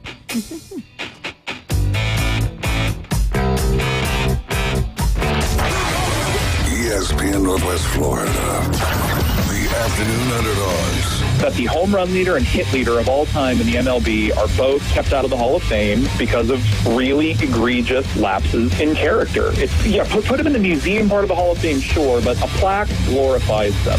I don't want to see Pete Rose in the Hall of Fame. That's my take on it. 4 to 6 weekdays. 104.3 ESPN Northwest Florida. Get ready for your next adventure and discover Kia at Bill Bird Kia today. Check out the 2025 SUV family. The road is yours. Take a test drive and see the all-new features that elevate any adventure. Now offering 1.9% APR up to 60 months on the purchase of a new 2025 Kia Sportage or a 2025 Kia Sorento. You'll get the perfect balance of comfort, safety, and technology. We'll treat you like family and give you the peace of mind that you can trust. Bill Bird Kia is the home of that 20-year, 200,000-mile warranty. Stop by and see us at 2435 East 15th Street or anytime at BillBirdKiaPanamaCity.com. See us today. Offer from Kia Finance America for the purchase of a new 2025 Kia Sportage and a 2025 Sorento with $1,748 per month per 1,000 financed in 60 months. Quantities limited. Cannot be combined with other finance offers not available on balloon financing. The 20-year, 200,000-mile warranty is a Bill Bird Kia warranty. See dealer for complete details. Offer for well-qualified buyers must take delivery from dealer stock through 6/2/25. Introducing Southern Breeze Primary Care. With 45 years of experience, owners Holly Gay and Lisa King bring warm, friendly care, Southern charm, and a family vibe. They are the pros in youth sports, physicals, general health care, Bio-T hormone replacement therapy, certified DOT exams, and Coast Guard physicals. Southern Breeze, 107 West 19th Street, Suite B, 850-248-8002. Walk-ins are welcome and insurance is accepted but not required. Southern Breeze offers breezy solutions for your healthcare needs. For the 2025 Atlanta Braves, it's time to dial in, which means every game means a little more. First pitch, ground ball right side. Diving stop by Ozzie. Got him. Whoa, what a play by Albies. Tonight, it's another NL East showdown in Washington as Matt Olson and the Braves look for a division win against the Washington Nationals. Braves first pitch, 5:45 after the Afternoon Underdogs. Your home for the Braves on the Gulf Coast, ESPN Northwest Florida. You've found us inside the CBC Construction Studios. They're number one. In the men's room, I hope this place comes with toilet paper. the Afternoon Underdogs. Oh, jeez, this is going to be a photo finish. On ESPN Northwest Florida.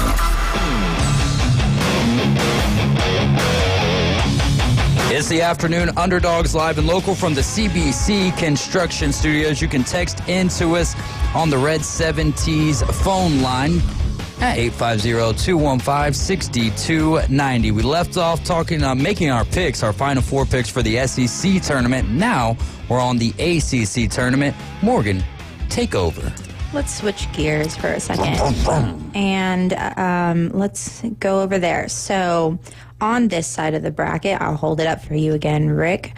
It looks like tomorrow we're going to have Georgia Tech and Cal, and then we'll have NC State and Clemson, Florida State and Winner. either in the winner, and then North Carolina and a winner. So Florida State's going to either be taking on Pitt or Duke, and then North Carolina with Boston College or Virginia. Yes. So I will let you make your picks and let Caveman Rick read over this while you do that. All right. That sounds like a great plan. I'm going to go with the number one overall seed here in the ACC. I'll take the Ramblin' Wreck of Georgia Tech getting over Cal, which, I mean, congratulations to Cal being the lowest seed at the 16th seed and taking care of business against against Wake Forest. So I'll have Georgia Tech beating Cal. I'll have Clemson beating North Carolina State. Clemson is the 5 seed, North Carolina State the 4 seed. Then I'll have FSU moving on, and I'll take North Carolina to beat Virginia. Boston College and Virginia still have to play, but I think Virginia will beat Boston College, and then North Carolina will beat Virginia. So my Final Four, Georgia Tech, Clemson, Florida State, and North Carolina. And while we're waiting on Caveman Rick to give his picks, in the first round, you had Miami falling to California 12-2. Cal put a whooping on them. Then you had Va-Tech beating Stanford 7-4. Louisville falling by 2 runs to Pitt. This would have been so fun to have AG on ahead of this. I know. I was really hoping he was going to be here today so I could bring it up. And then Boston College eked out a win over Notre Dame 5-4 in the fourth and final game from yesterday afternoon in the first round. Okay, all right. Give me Pitt, FSU, Wake Forest, and Va-Tech. Pitt, FSU, Wake Forest, and Va-Tech. I like it. The Pitt FSU one can't happen though, because Pitt would be playing. Pitt and Duke play. The winner of that game plays Florida State. So you need. So you got. I'll give me FSU in that one then, not Pitt. All right. There you go. So then what's left? You got basically Boston College, Virginia, or North Carolina. Boston College, Virginia, or North Carolina. Give me North Carolina. North Carolina. So you got North Carolina, Florida State, Wake Forest, and Va-Tech. Va-Tech, man. Well, hey, you might want to sprinkle a little bit on that. You might want to sprinkle a little bit on that, because I can only imagine the odds would forever be in your favor. So who do you have winning it all, Rick? Let's see. How about... I'll make mine easy for you. FSU. I already underlined it for you. Hey, you read my mind. Yeah, probably FSU. There we go. Beautiful. Trifecta. Come on, Morgan. Complete it for us. Who are you going with? I'm going to go with Georgia Tech. All right. I'm also going to take Clemson. I'm going to take FSU. And then I would like to see Virginia upset North Carolina. I almost picked that along with you. I would like to see Virginia upset North Carolina. If Virginia did upset North Carolina and went on to play FSU, I'm going to take FSU in that, and trifecta complete. I will also take FSU.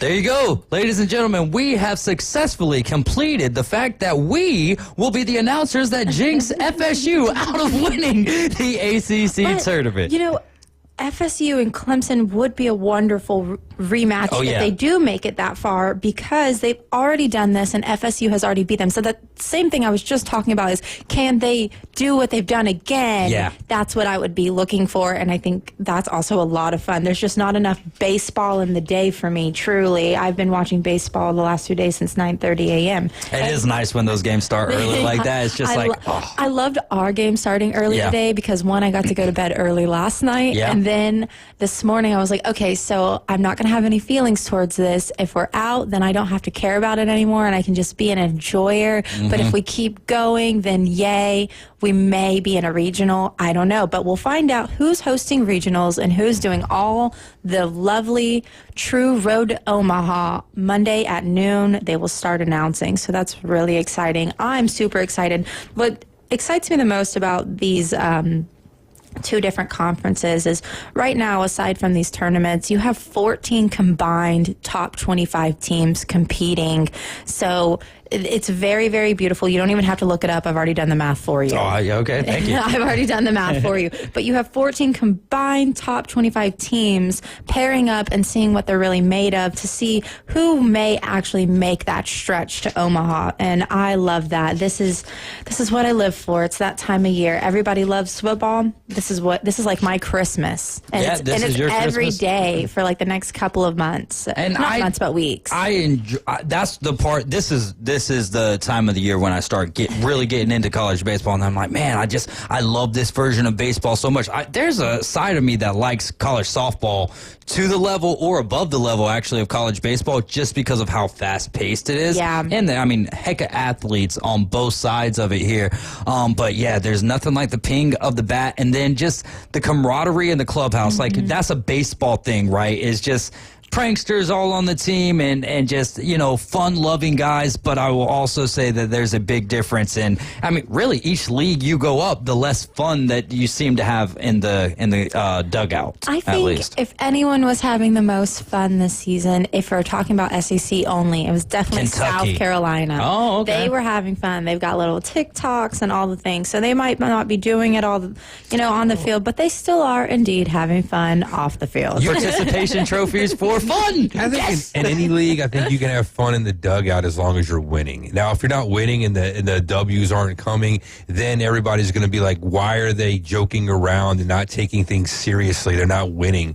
But if you're winning every time, or you're winning the majority of the time you go out there, I don't think anybody's going to complain if you're out there having a good time, joking around, being jovial in the dugout, Yeah, I was just saying that in each level that you go up, I like Little League, they're rambunctious as all get out. And then you go to high school, a little bit more serious, college a little bit more serious, and then MLB a lot more serious. But they're still having fun. I mean, look at the Dodgers, for crying out loud, and their little shenanigans. But like I say, if you're doing those shenanigans and your team's like, 500, like the Braves or something, people are like, yo, like, what are you doing? Like, why don't you worry less about the playing games and worry more about like fundamentals or getting on base or just whatever. Or winning. Don't have an aneurysm, but I like the way that A&M does it. Last year we had like our own little thing where we would dunk a basketball every time someone hit a home run or anything like that. That was our thing for last year, but we're keeping it in the dugout, we're keeping it within the game, and to keep that confidence and that momentum shifting in our favor. This year, they broke out the knockoff Masters jacket, and they come in the dugout and they get a putter immediately, and you try to make a little golf ball into a solo cup. That's what they do every time someone hits a homer. Why would I have an aneurysm about that? Oh, because he was talking about the Braves. Oh, yes. Yes, that's what I meant. But I think that's a really cool celebration. I've seen a few of them. I forget who I was watching, but they put some sort of a jacket on them as well, but I can't remember who it was now. It's Tennessee, and they have what they call the pimp jacket. It's a leopard jacket, and they get a hat that says "Daddy" on it. Like they upgraded it some more. That's what Tennessee does when you hit a home run. Thank you. Yeah, okay. Hit a home run, grand slam. There's so many terms. Take however you want, but that's their little dugout celebration when you go yard. What else do you got for us today? We've got about 3 minutes left, Mo. I really like this one because it's a lot of fun. Oklahoma's jerseys are not. It's the white helmet that does it for me. That pulls it all together? Yeah. Yes, it does look good. I will have to agree. Is it gray or is it white? Because the uniforms are obviously gray. honestly, this TV's so old. This TV is so old. I do think it's like a off gray to match the unis, but it is a very elite uniform. Elite, no doubt. Top tier uniform, status. very good. Aura farming, if you will. No notes. But I loved the schedule release videos. The Chargers did great with all their little Easter eggs in their Minecraft video. I liked what the Jets did. They had reached out to a Twitter user who does this really crazy thing with it would be like Apple art on the iPad, but it's one image, and if you zoom in on one part, you go to another image, and it just keeps going. There's images inside images inside images, and you have to really know where to look to keep finding it. That was a lot of fun. Yeah, real quick, Jalen Hurts, there was a fan who did a portrait of Jalen Hurts by writing his name over and over and over again. A lot of people do that. A lot of people do stuff like that, and I think that's a really cool form of art. I loved the Jaguars pulling in the popular meme at the time of having Ashton Hall come in, and he's like an influencer, and he releases his daily grind videos, and it's 4:20 a.m. and he's on his balcony doing squats, and then 3 minutes later he's shoving his face into a bowl of ice water. I've seen people doing that. I'm like, yes, what's wrong it's with literally a trend because of him. But they pulled him in, and does it actually help anything? I have no idea, but he only uses a certain brand of water and all this crazy weirdness. I saw people pouring wine in the that's literally what it's based off is this Ashton Hall thing that he does, and he did play in the NFL, and I don't think he didn't have a very long career, but I mean he's still doing something. He's still jacked. I think if the Jaguars are going to go through all that effort to pull him in their locker room, they might as well keep him. Make him do something. But I loved those. The schedule release videos were really, really fun this year, and I enjoyed watching all of them. Yeah, who was it? It was the Colts with the Minecraft video, right? The Chargers and the Colts. Oh, so both of them. Did both of them have to apologize to Microsoft? So it was just the Colts because of the Tyreek Hill? Because of the Tyreek Hill. But I find that really crazy because the Tyreek Hill, in my opinion, wasn't even that bad. And Tyreek Hill even mentioned the Colts, and he was like, y'all shouldn't have deleted it. I loved it. Yeah, that was funny. Minecraft, or the Chargers went a step farther. They've got Sam Darnold being let go, and they've got banners hanging on the wall with little digs. If you go back and watch the video, each clip is a certain level of Easter egg, and in one part they're doing the schedule release for the beginning of the Raiders, and he goes in that little house, and there's a QR code. If you scan that QR code and go through all the prompts, because it takes you to the Chargers website, it's keep clicking here. Oh, you're almost there. Oh, you're almost there. And it's haha, L. At the very end, you get an L. Okay, there you go. We'll see how it plays out. But the Chargers, their social media team always does a great job there. Morgan, I'm sorry that we didn't get to all your notes. If you want to come back on Friday, we can make that happen. If not, we'll figure it out for next Wednesday. But we are out of time. Just remember, Jesus loves you. So do I. Y'all have a great evening. Be safe out there. For Caveman Rick, Morgan Hilliard, I'm David Hayes. We're the Afternoon Underdogs. Fine Bomb up next. ESPN Northwest Florida. The Atlanta Braves play here. The Atlanta Braves